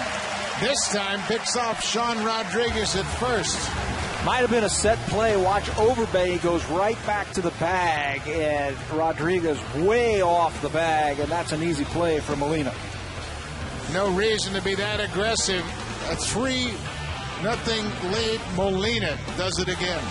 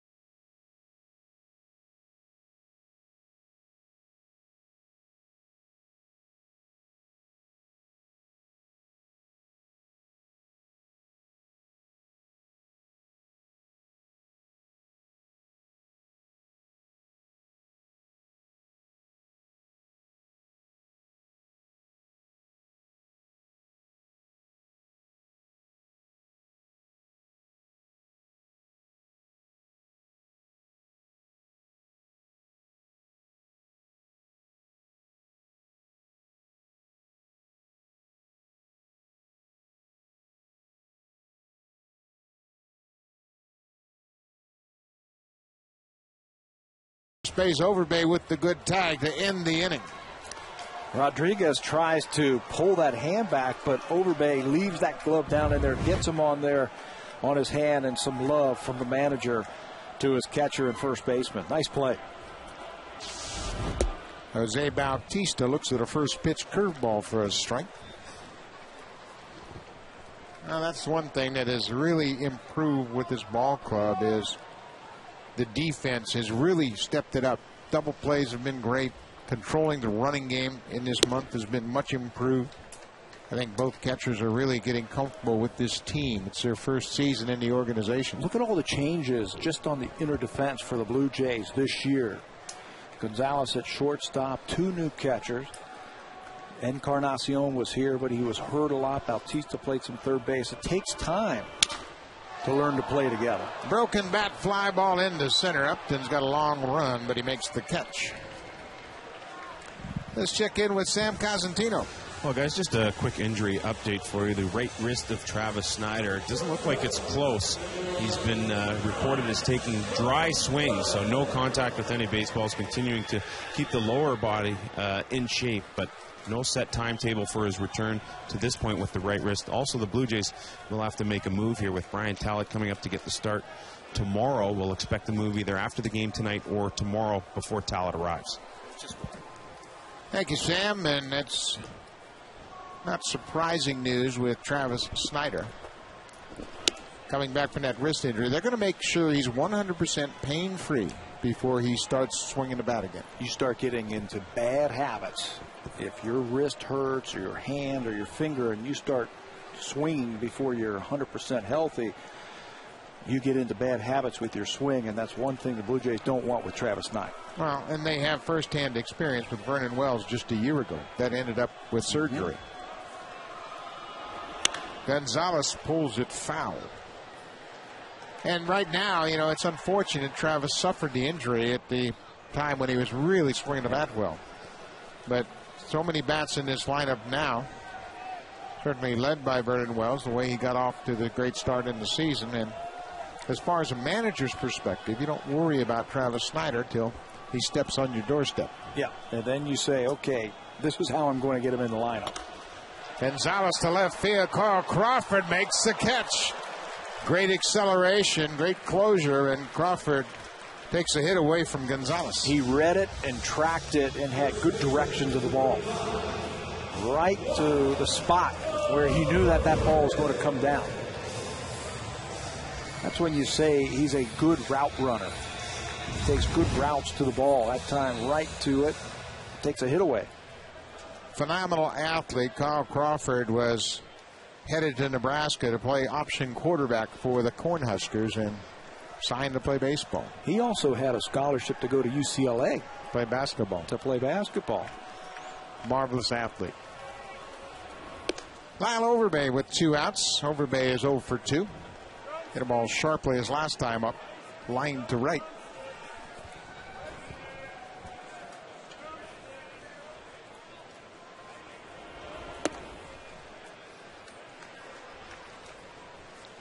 Baseball needs more players like Carl Crawford, those great athletes.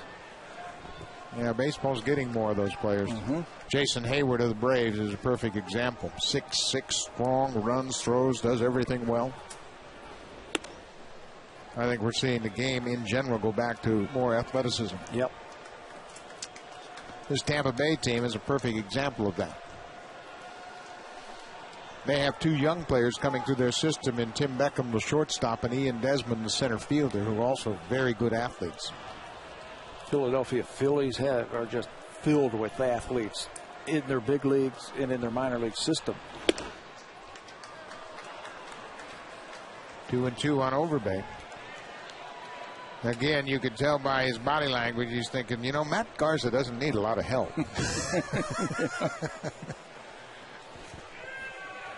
Blue Jays have gotten to him. 2 in the first, 1 in the fifth. They lead at 3-0.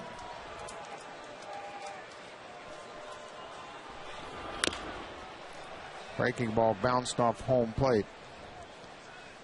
Garza comes into this game as one of the tougher pitchers on the road. the start of this game, he had a 2.04 ERA on the road among American League pitchers. That's second to Clay Buchholz of the Red Sox. And we'll see the number 4 guy tomorrow. Jeff Neiman, the big right-hander. Neiman off to a 5-0 start. This is one of the best pitching staffs in baseball, if not the best. 2-2, 2 outs to Lyle Overbay.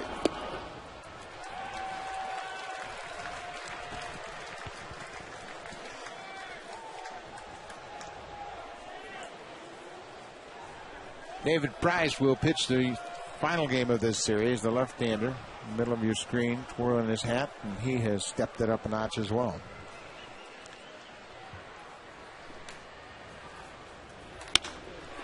Base hit left field, Lyle Overbay.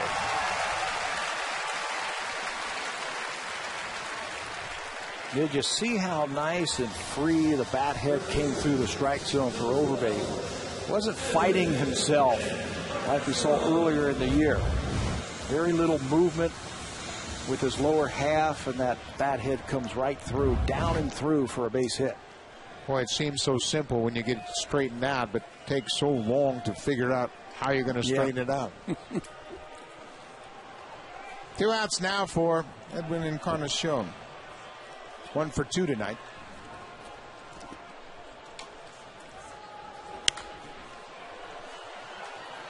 Blue Jays have now amassed 8 hits against Garza.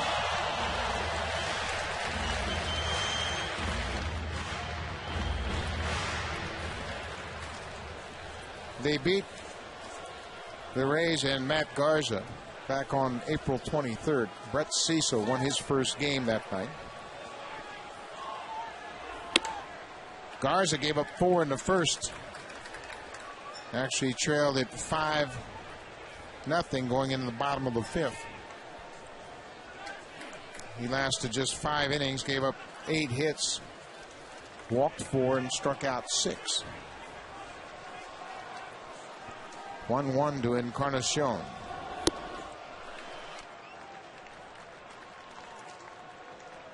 Encarnacion had the count in his favor last time up when he singled to left.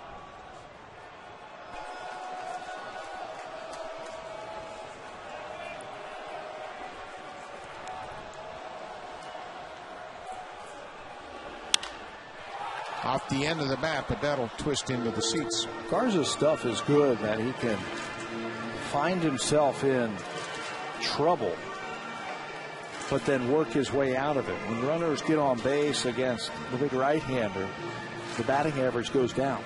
Just 186 against Garza. And you can see why as he battles against Encarnacion here.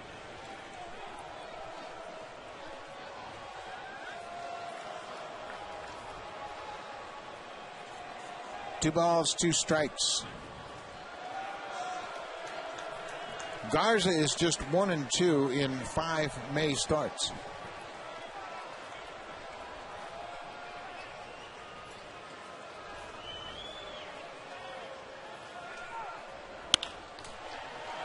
Right to the shortstop. Brignac to second for the force. We've played 6 innings. Matt Garza finds himself behind the Blue Jays 3-0.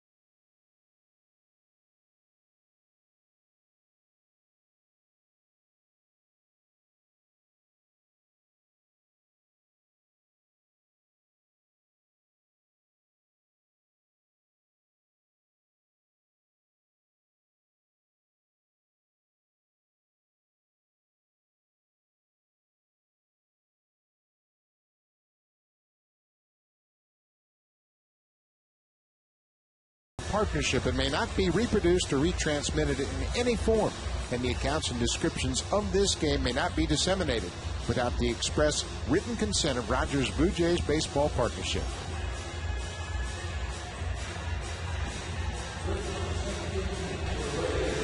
Top of the 7th inning here at Rogers Center. It'll be the leadoff batter, Ben Zobrist, followed by Carl Crawford and Evan Longoria. Brandon Morrow has allowed but 1 hit. He's also just struck out 1 batter. That 1 hit was wiped out on the pickoff, so through 6 innings, he has pitched the limit. Walked a batter, and he was wiped out on the double play. Yeah, 2 walks and 2 double plays. Ben Zobrist swinging at the first pitch, singles right back up the middle. That'll start the 7th.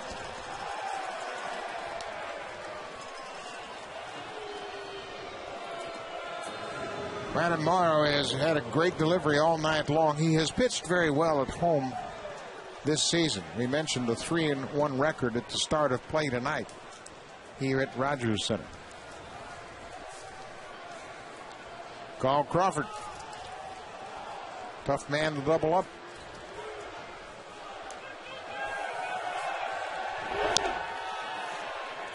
Late cut on a fastball.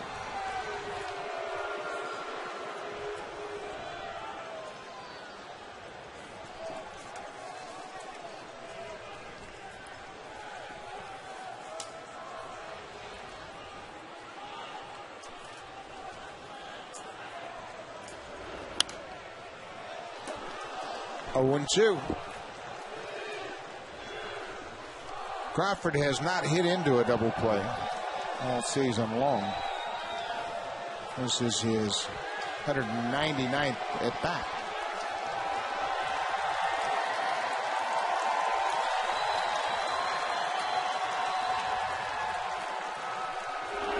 Off the plate inside. The Jays have turned 2 tonight, but they'll be hard pressed to convert one against Crawford should he hit it on the ground. Yeah, it'll have to be a one hopper to the second baseman.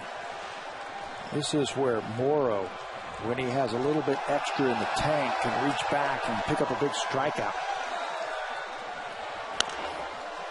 Breaking ball hammered but pulled into the seats.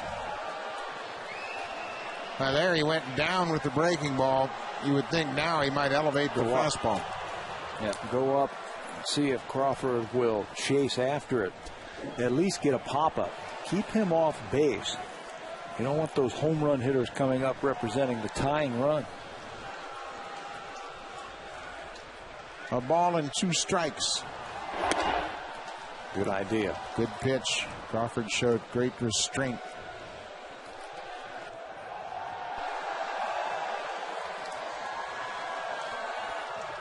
Two balls, 2 strikes. No outs here in the 7th.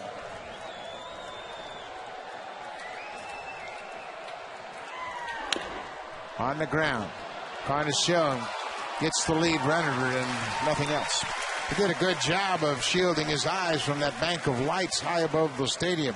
That could have turned out bad for the Blue Jays, but a good job by Encarnacion.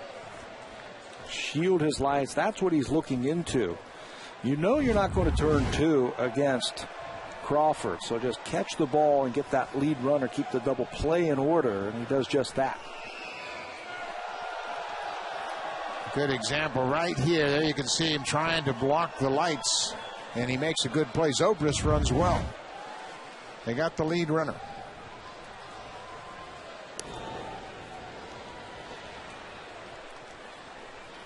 Again, focus on the hitter. You've got a 3-run cushion. Even if he steals second base, the guy you want is at the plate.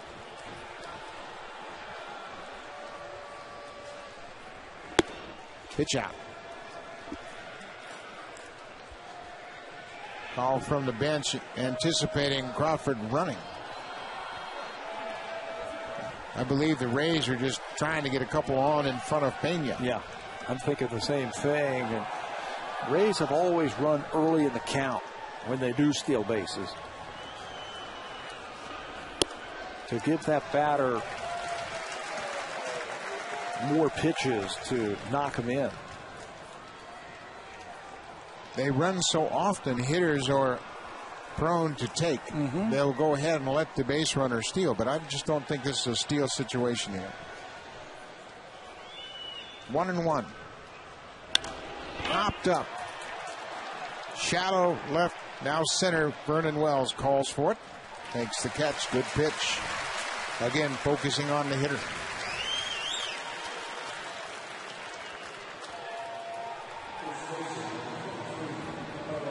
Brandon Morrow is in command, and he has been around the plate all night long. Has done a great job of pitching ahead and not walking many, and when he does, twice tonight, they were erased by double play. Changing speeds also. That's another thing that we have noticed, and I think you have to do that against the Rays because they're such a good hitting ball club.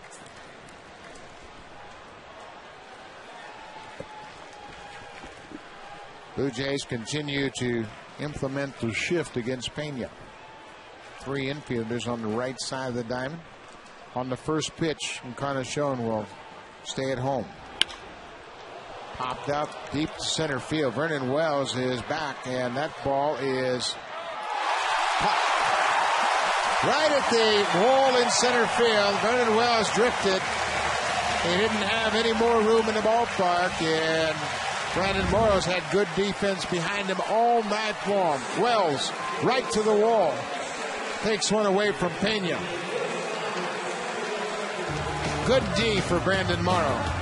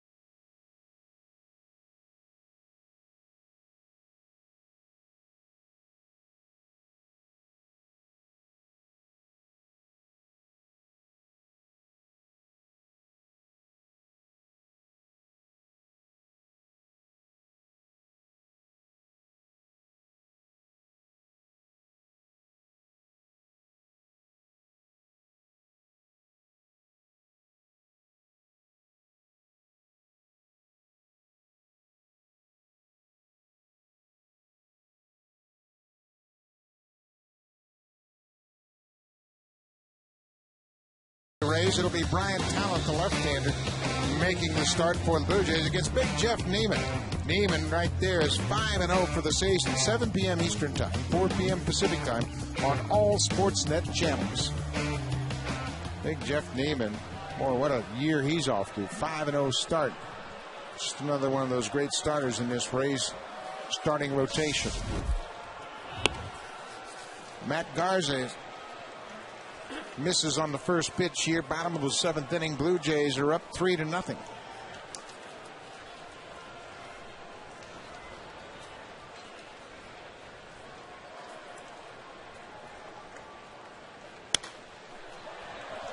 Popped back out of play. Blue Jays jumped out early. A 2-run home run in the first off Matt Garza. Came off the bat of Adam Lind, his 8th home run of the season. They added a single run in the 5th on an RBI single by Aaron Hill. That chased home Fred Lewis, who had started the inning with a double. Popped up right side. Pena, the first baseman, in fair territory. Every at-bat is a battle, isn't it, when you face pitching staffs like this? Because they're so good. You know, I talked to several Blue Jays today about the anticipation of this stretch of games. 3 against Tampa Bay, 3 against the Yankees, 3 against Tampa Bay down in St. Pete. I said, how do you avoid getting too excited about this? You know what's at stake. You're trying to prove yourself worthy of this pennant race. And they said, truly, we're taking it one game at a time. If we do our job and play the game the way we know how we can play, we can beat anybody. There's a lot of confidence with these players. And it's not false confidence by any means when you look at the quality arms they have. And Brandon Morrow showing you what he can do on a given night. Ricky Romero can do the same thing. Brett Cecil can do the same thing. Sean Markham can do the same thing. So they literally are taking it one game at a time.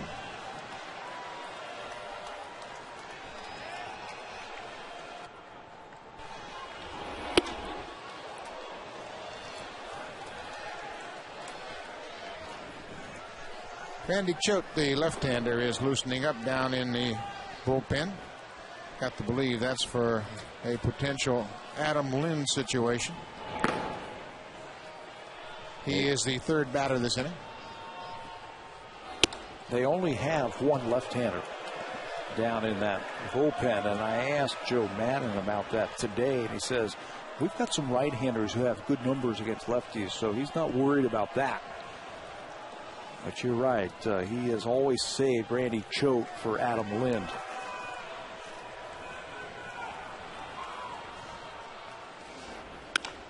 Fred Lewis going the opposite way. Crawford with great speed, but he can't make the play. It's a fair ball. It'll be a double for Lewis. Second double of the night. He now has 18 doubles for the season. And a good at-bat against the tough pitcher. You got to put it in the right spot with Carl Crawford in left field, and Fred Lewis does just that. Goes down and gets this one, slicing it to left field. Well, he can cover a lot of plate. Second double tonight gives him 18 for the season. Aaron Hill with a 2-hit night.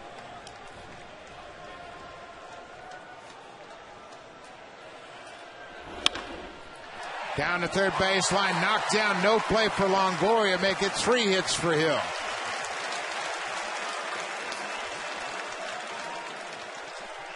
Well, Longoria with that great range and good hands saves a run right now for Matt Garza.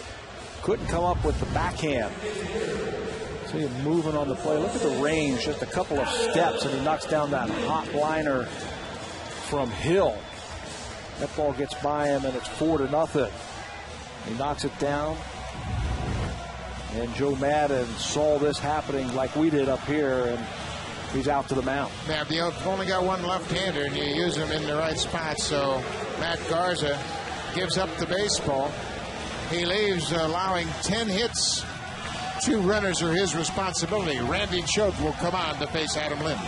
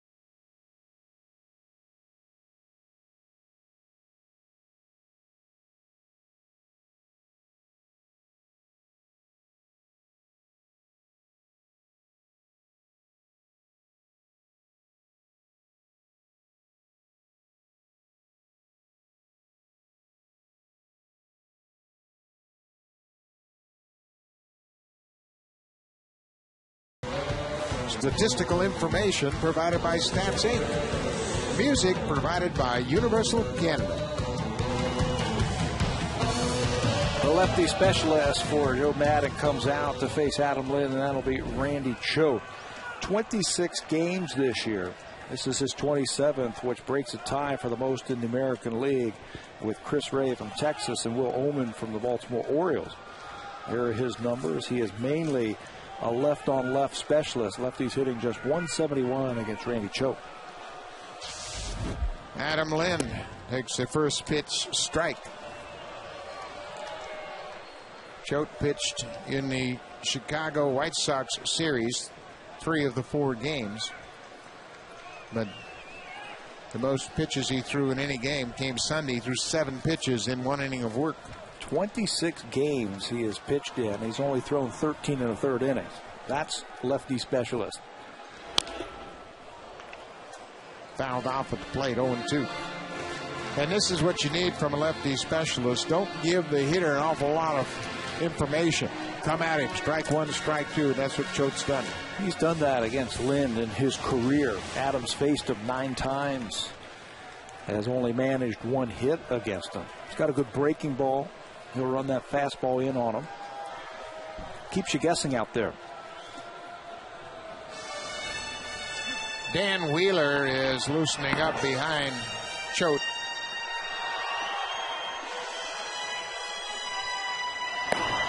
If Wells bats this inning, Wheeler will more than likely face Vernon. 0-2 on Adam Lynn. Blue Jays looking for some insurance. They lead at 3-0.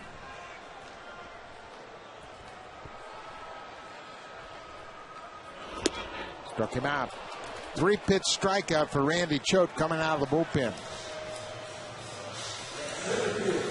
Well, it only took 3 pitches.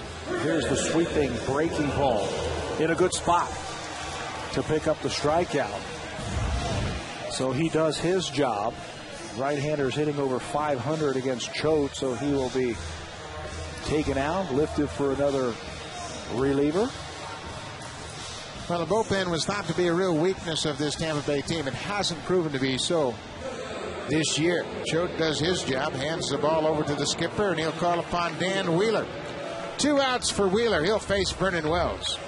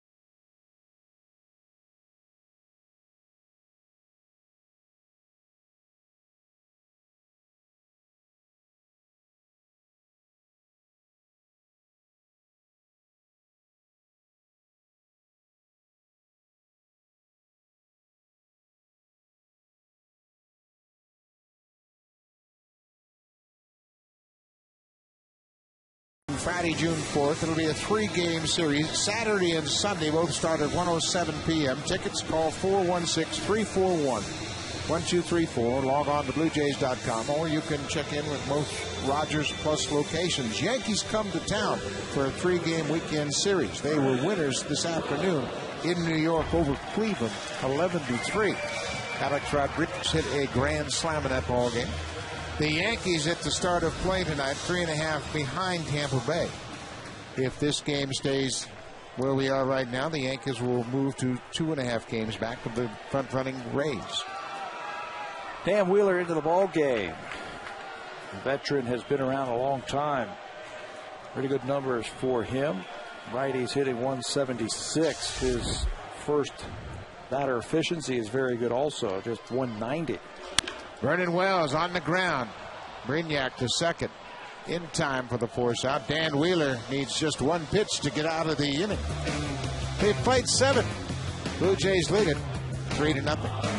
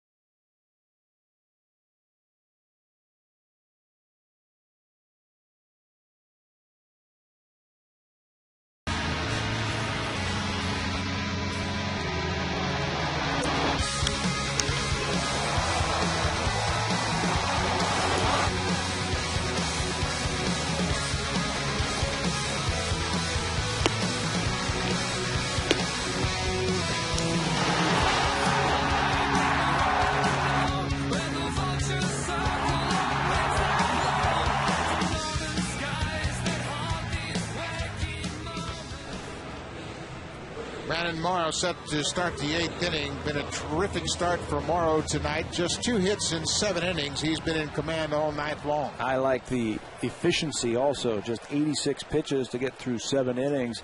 2 walks, the 1 strikeout. Brandon Morrow has been averaging about 18 pitches per inning. Not so tonight. He has been very good.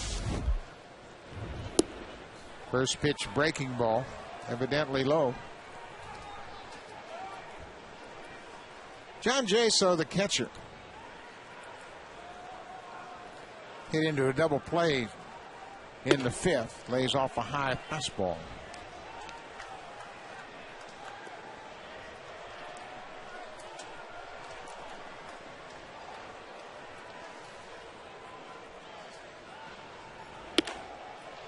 Three and 0.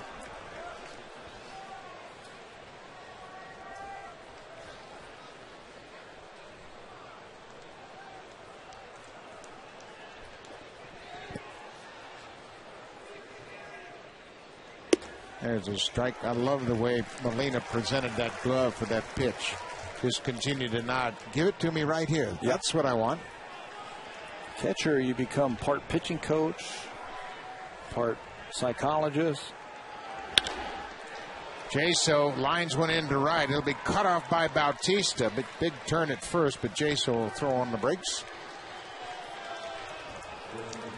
Leadoff single for the Rays catcher. Matt Garza knocked out after 6 1/3. The pitching line brought to you by MLB 10, the show, only on PlayStation. Didn't pitch poorly, and Blue Jays reached him for that 2-run home run in the 1st inning.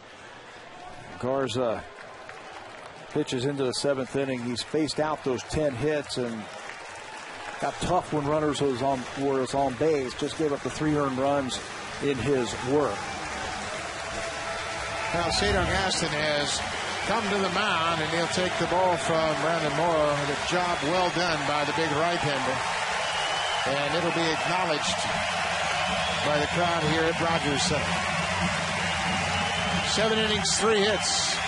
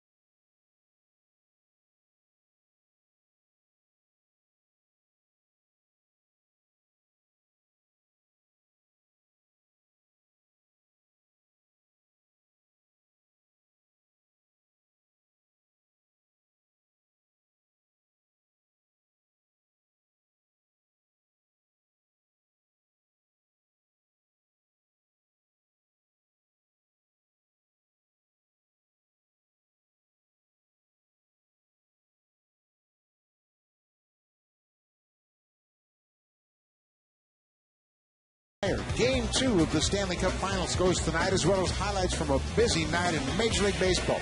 Get connected right after the game. Brandon Morrow getting congratulations from his fellow starters, Sean Markham, Ricky Romero. What a job by Morrow tonight. Just 7 innings, 3 hits allowed. He's shut out the Rays to this point. They'll turn things over to Scott Downs. Lefty setup man comes in here, and there are his numbers. 266 earned run average in 24 games. The wheels are spinning now for both of these teams as Cito Gaston goes to his lefty, and that triggers Joe Madden to go to his bench, and Gabe Kapler picks up a bat. Gabe Kapler 1 for 5 as a pinch hitter this year. John Jaso at first, nobody out. First pitch strike.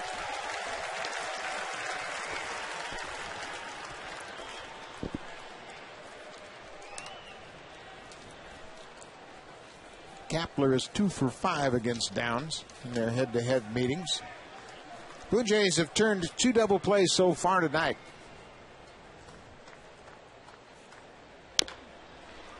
Tapped foul. Downs has that sinking action on his fastball, sweeping curve, and a tight slider.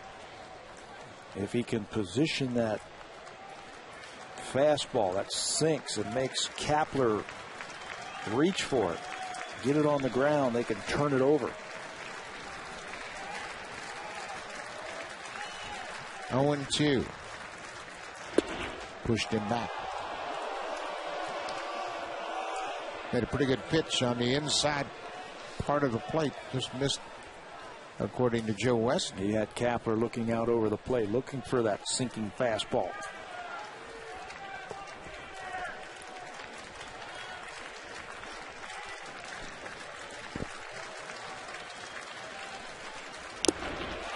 Got him.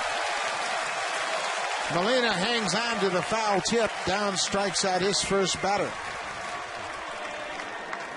Right now you are counting outs, and this is a big one. You don't want that tying run to come to the plate. Snapping breaking ball under the bat of Kapler for the first out.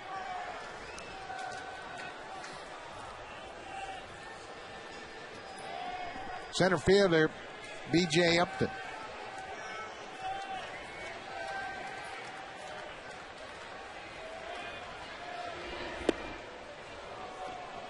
Downs is quite the opposite of Randy Choate in that he can neutralize right-handed bats as well with the sinking fastball. Curveball breaks it down toward their back foot. Choate is a one-batter guy, left-handers, and that's about it. Yeah, that's it. And he's very good at that. Yeah, he certainly is. Righty's hitting over 500 against him, though. Scott Downs, on the other hand, just 246. You're right, they can neutralize him because he can spot that fastball with a little sink on the outer part of the plate.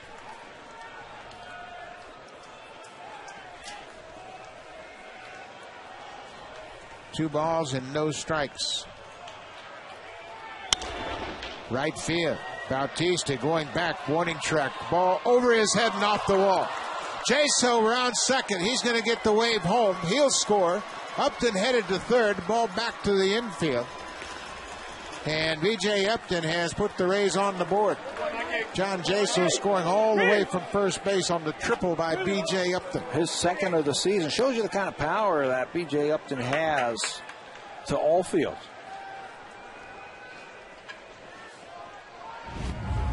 Upton goes out and gets this ball and drives it to right field. Now Bautista had a good jump on the ball, but just ran out of room. And when it hit against the wall, instead of ricocheting back to him, actually kicked to the gap in right center field in front of that scoreboard, and that allows Upton to go all the way to third base. So the Rays, never out of a ball game, the way they can manufacture runs and the way that they can come back, the speed that they have. They've got a lot of options. Also, Willie Ibar picks up a bat and he will pinch hit for Reed Brignett. Ibar 2 for 3 with a home run in his career against Downs, and he might not even face him. Now, Cito Gaston has come out of the dugout, and he's made the call down to the bullpen. So Downs strikes out the first batter he faces, Kapler, but can't retire Upton, and he'll give way now to Sean Kemp, who's coming on. It's a 2-run game. Sean Kemp will come on to face Brignac.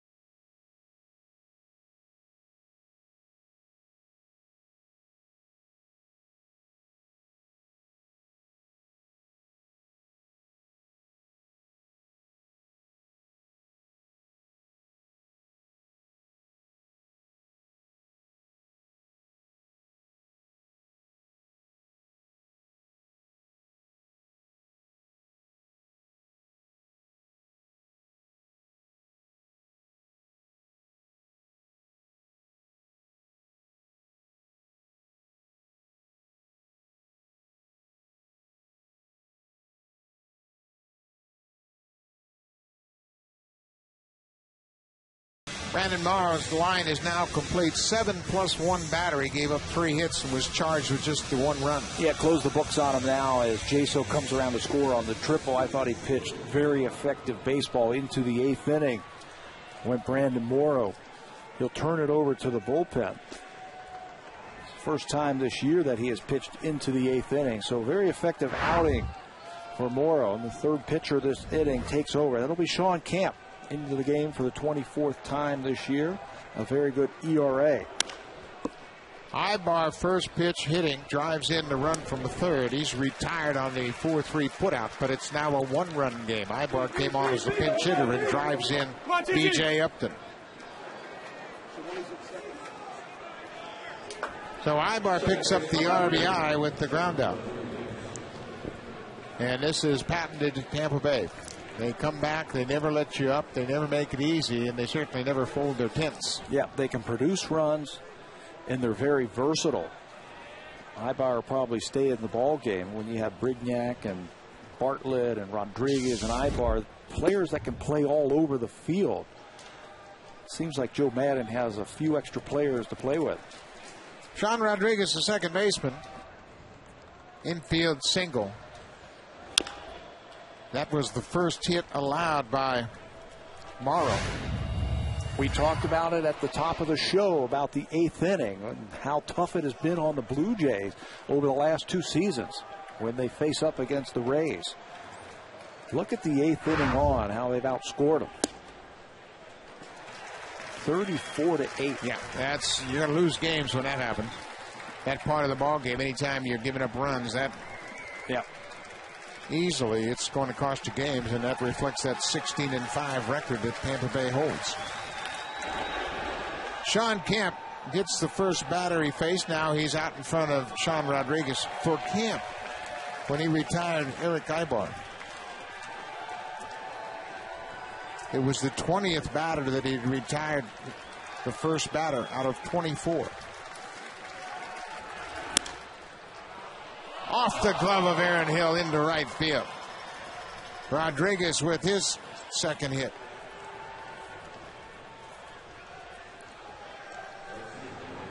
Needed a couple more inches to take away a hit from Rodriguez, who's got a nice little short swing.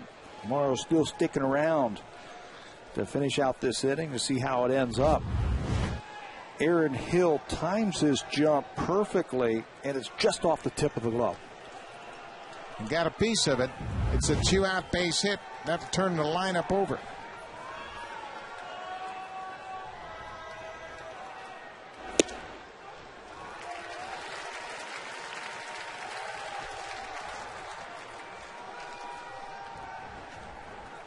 Zobrist with a single to center.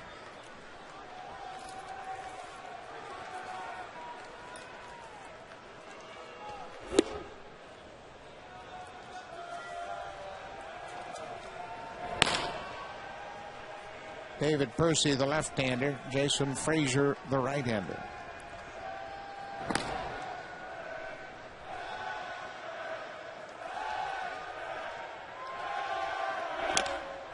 Good changeup. Had Zobrist out in front. This is Zobrist's stronger side. He's a switch hitter. From the right side, he's just 227. From the left side, he's up to 344.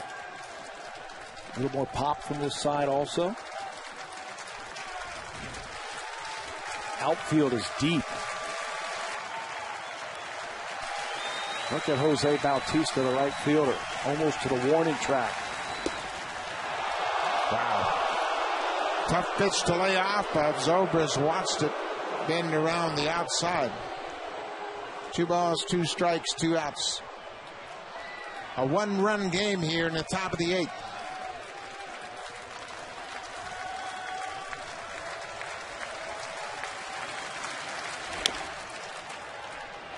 Fair ball. Out. Zobrist never left home plate. He thought the ball fouled him, and he's arguing with Joe West. And West said, "What do you want me to do?" And now he's going to appeal to third. Third base umpire has not made any moves, and Zobrist is going to be out on 3 unassisted, and Joe Madden's out of the dugout. You know, a funny play because the Blue Jays didn't move after that. Well, it's a 1-run game as the Blue Jays will bat. Zobrist left standing at home.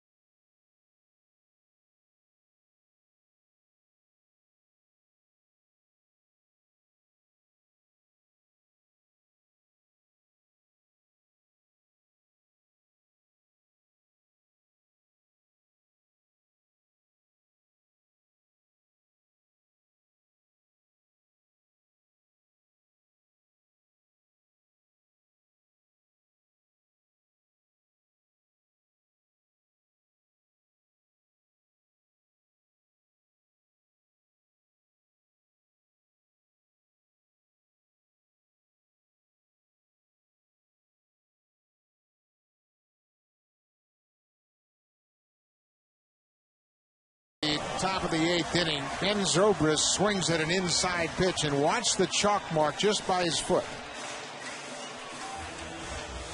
Looked like he hit on the chalk mark. The ball stayed fair. Lyle Overbay made the play at first, stepped on the bag. Zobrist never left the box complaining that the ball hit him in the foot.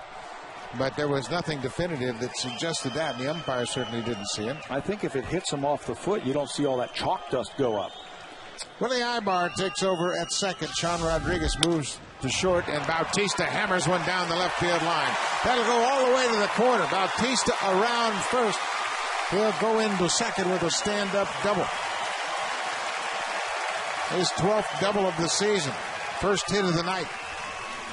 Be wary when any of these Blue Jay batters get up there. They're going to be up there swinging, and swinging early in the count. Wheeler throws a pitch that hangs over the middle of the plate, and that's how you hit a hanging breaking ball. Get the head of the bat out and hit it hard down into the corner for extra bases. Good start for the Jays here in the 8th inning. Need to cash in this leadoff double. They lead by a run. The heart of the order will be scheduled to bat for Tampa Bay in the top of the 9th. Alex Gonzalez.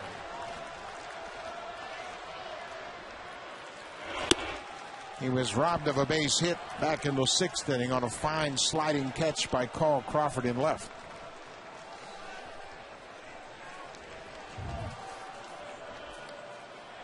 Gonzalez with 32 runs driven in. Blue Jays looking to add to their lead.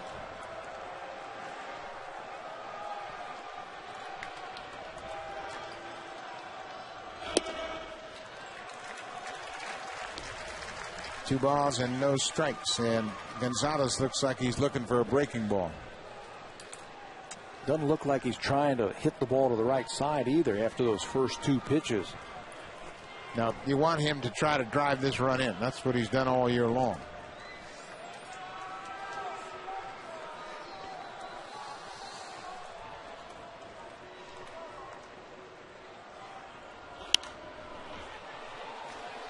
Got a good pitch to hit and fouled it back.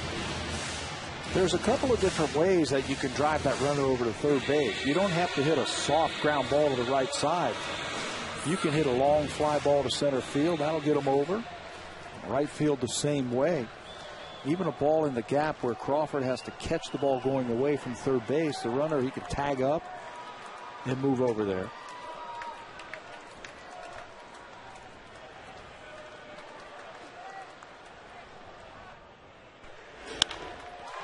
Left field, up to with a long run. Bautista going back to tag. He catches it deep in left, and Bautista moves over to third. Beats the throw. See, I like that. If he hits that on the line, it's an RBI double, and he trades places with Bautista. As it is, it's a long fly ball, and he still advances him over to third base. You see Brian Butterfield acknowledge the good base running by Bautista, who never hesitated once he saw Upton was going to make the catch. So Joe Madden will take the ball from Dan Wheeler.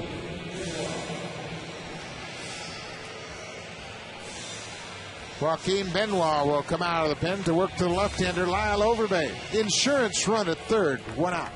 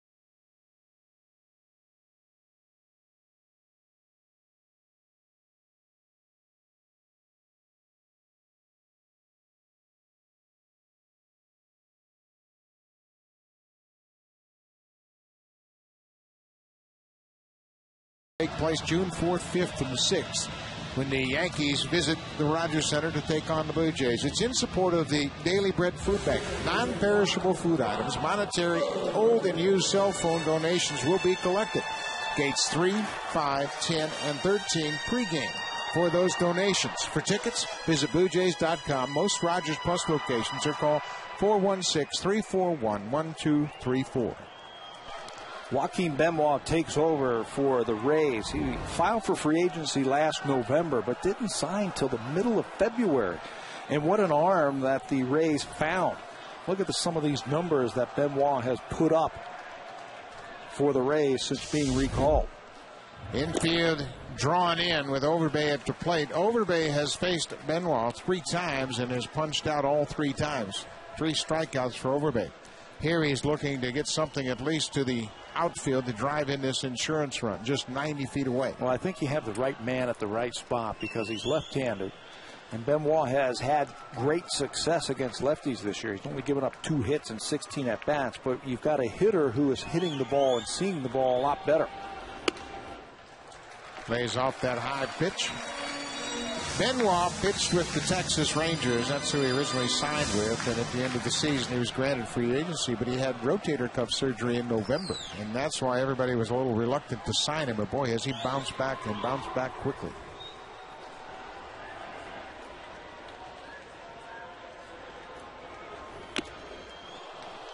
He has always had a great arm.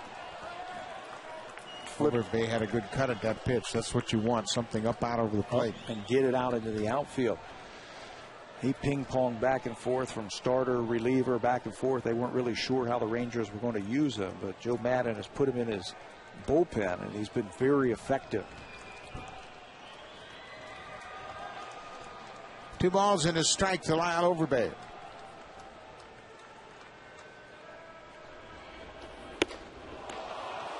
A little bit too high there.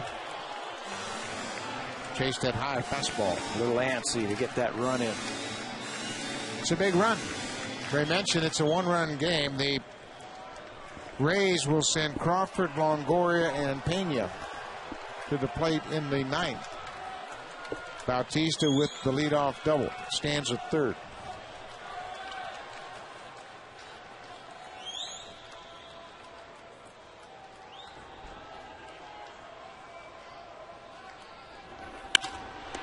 Right to the second baseman, Ibar.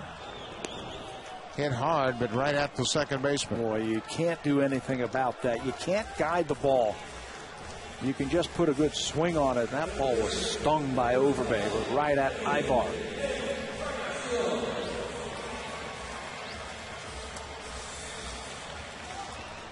Edwin Encarnacion here with 2 outs before the pitch. John Jaso will go out and chat with Benoit. Benoit has not faced Encarnacion in the past. Jaso has been behind the plate during the 3 at-bats tonight, so he's got a pretty good feel for Encarnacion. Big thing, I would think they'd want to get ahead of him. Yeah. Go after him. Encarnacion is a good first ball, fastball hitter.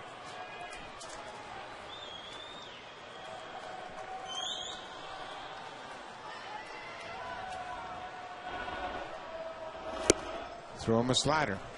Got ahead with the breaking pitch.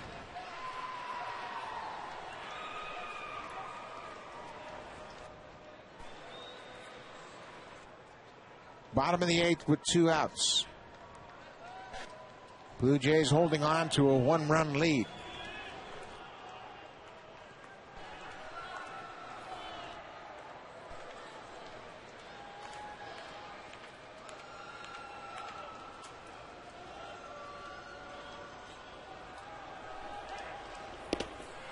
Good block by Jaso, just saved a run. Boy, he squared up that and made sure that he kept it there in front of him. And you cover up between your legs. Watch how he goes down and covers up. The shoulders are tilted forward, so when you have that ball hit off your chest protector, it just dives right in front of you. Good job right there.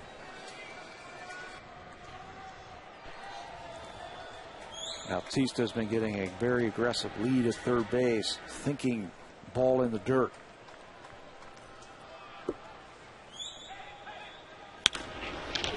Just foul. A ball and 2 strikes, 2 outs here in the 8th. Blue Jays jumped out to a 2-0 lead in the first, added a run in the 5th. The Rays stormed back with 2 runs in the 8th.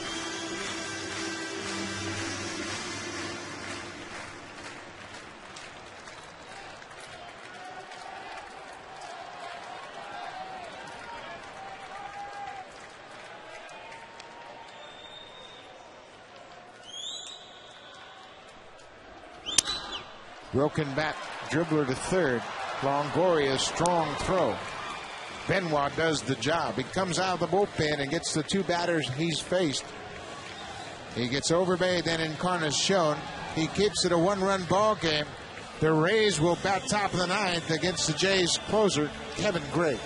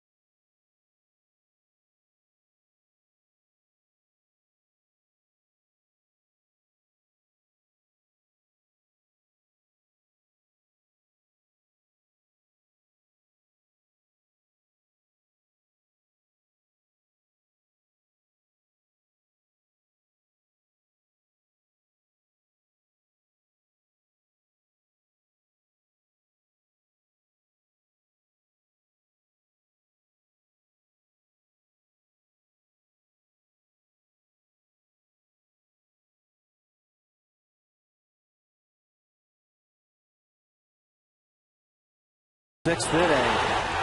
His catcher helps him out. His battery mate picks off Sean Rodriguez over at first base. Molina helping out his pitcher to keep the shutout alive. Kevin Gregg comes out of the pen to work to Molina here in the ninth. It's a 3-2 game. Jays will work to Crawford, Longoria, and Pena. Kevin Gregg on.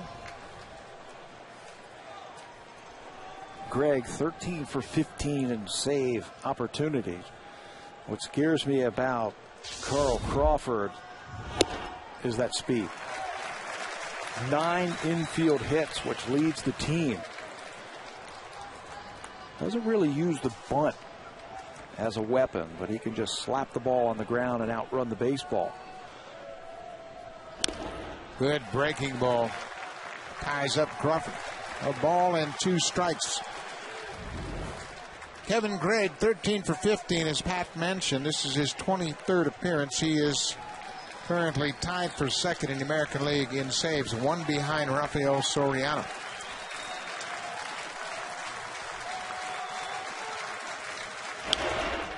What a pitch, foiled by Carl Crawford. He has used backdoor cutters or backdoor sliders against left-handers this season to pick up strikeouts. That time he showed him a fastball. Maybe he can freeze him by throwing that cutter now. Got him. Kevin Gregg strikes out a huge batter leading off the ninth. Carl Crawford strikes out. Keep him off the bases, and he does just that. And he went right to that cutter slider on the outer part, and Crawford can't catch up to it. Watch the late movement right there, and Crawford knows it. Big out, first out of an inning. Still not out of the woods, Evan Longoria. That's a hard breaking ball, 88 miles an hour. Gregg is fresh. Ricky Romero with the complete game yesterday. Bullpen hasn't had to work an awful lot. Cito Gaston's just getting a feel for Kevin Gregg as far as how much rest he needs and when he's at his best. How many days in a row that he can use them. That breaking ball you mentioned at 88 miles an hour, all it's designed to do is to get off the hitter's plane, where you just can't square it up. You pop it up or beat it into the ground. A lot of life to that break.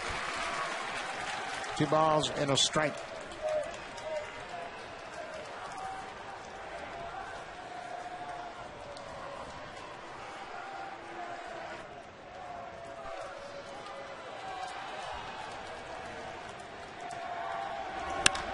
Good pitch. That ball's going to get to the gap and go to the wall. Longoria around first, headed to second. Thinking about third, he's going to make the turn. Aaron Hill with the relay throw to third. Not in time.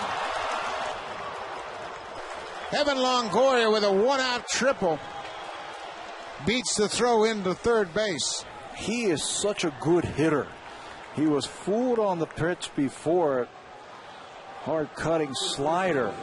But then when Greg tried to slip a fastball by him, he goes down and just golfs it into right center field. You can't teach that. Pretty good spot. Takes it all the way to the wall. Bautista gets it back.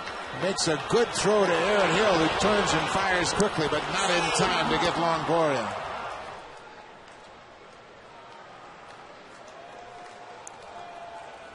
Infield in now for Carlos Pena. Tying run just 90 feet away.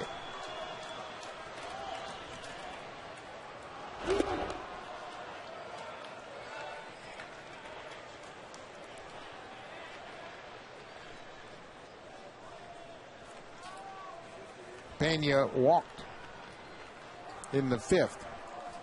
31 RBIs for Pena. But if you make good pitches, you can strike them out, and that's what they're looking for. That's a good pitch just off the plate inside.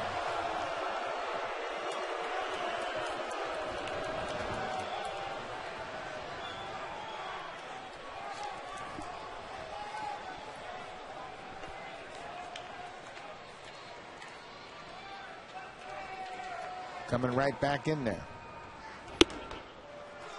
He laid off. 3-0 to Carlos Pena. You can bet he's got the green light in this situation.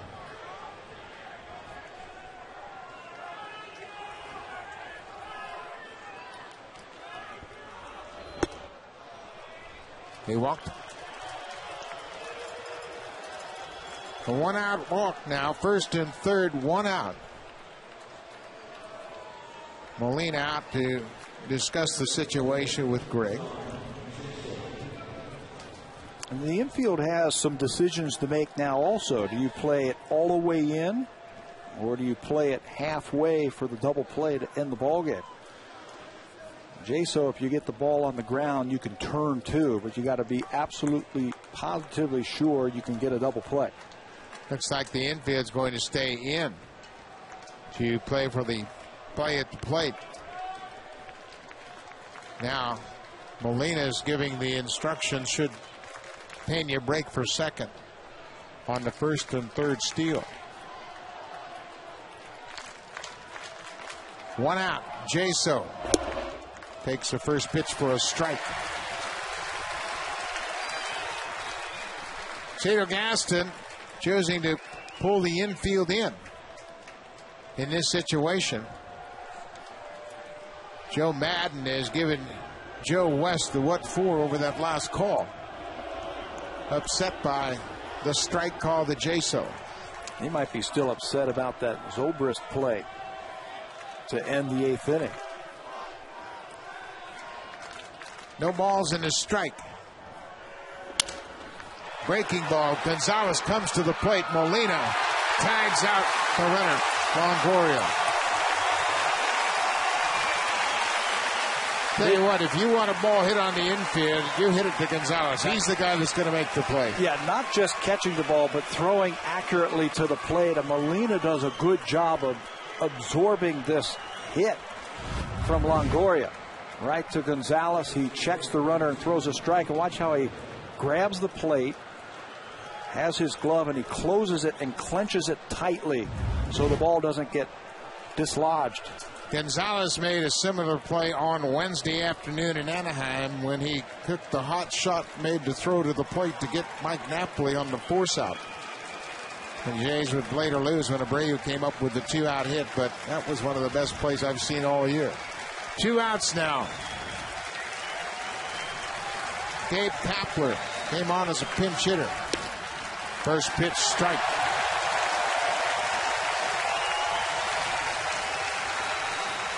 Kapler struck out against Scott Downs, pinch hitting in the 8th.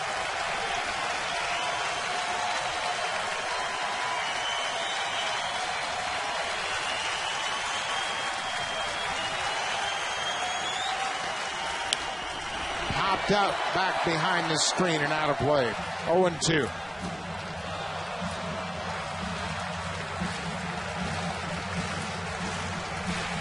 There's the veteran Molina going out to talk to his pitcher that he's exactly sure what he wants to do here. 0-2 to Gabe Kapler. No confusion, no doubts. First and second, 2 outs. Greg ahead 0-2.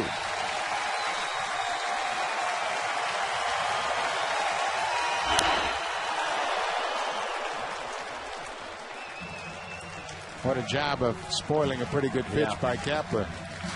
Really extended and fouled that breaking ball off. Some players in this lineup for the Tampa Bay Rays who can handle that bat. Kevin Gregg has faced Kapler 3 times.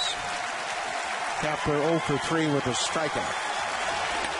On the ground, Gonzalez to Hill. Ball game. Kevin Gregg picks up his 14th save of the season. That throws him into a tie with the Rays' Rafael Soriano. Fred Lewis with another good game tonight. Cito Gaston's team wins the first game of this 3-game series 3-2.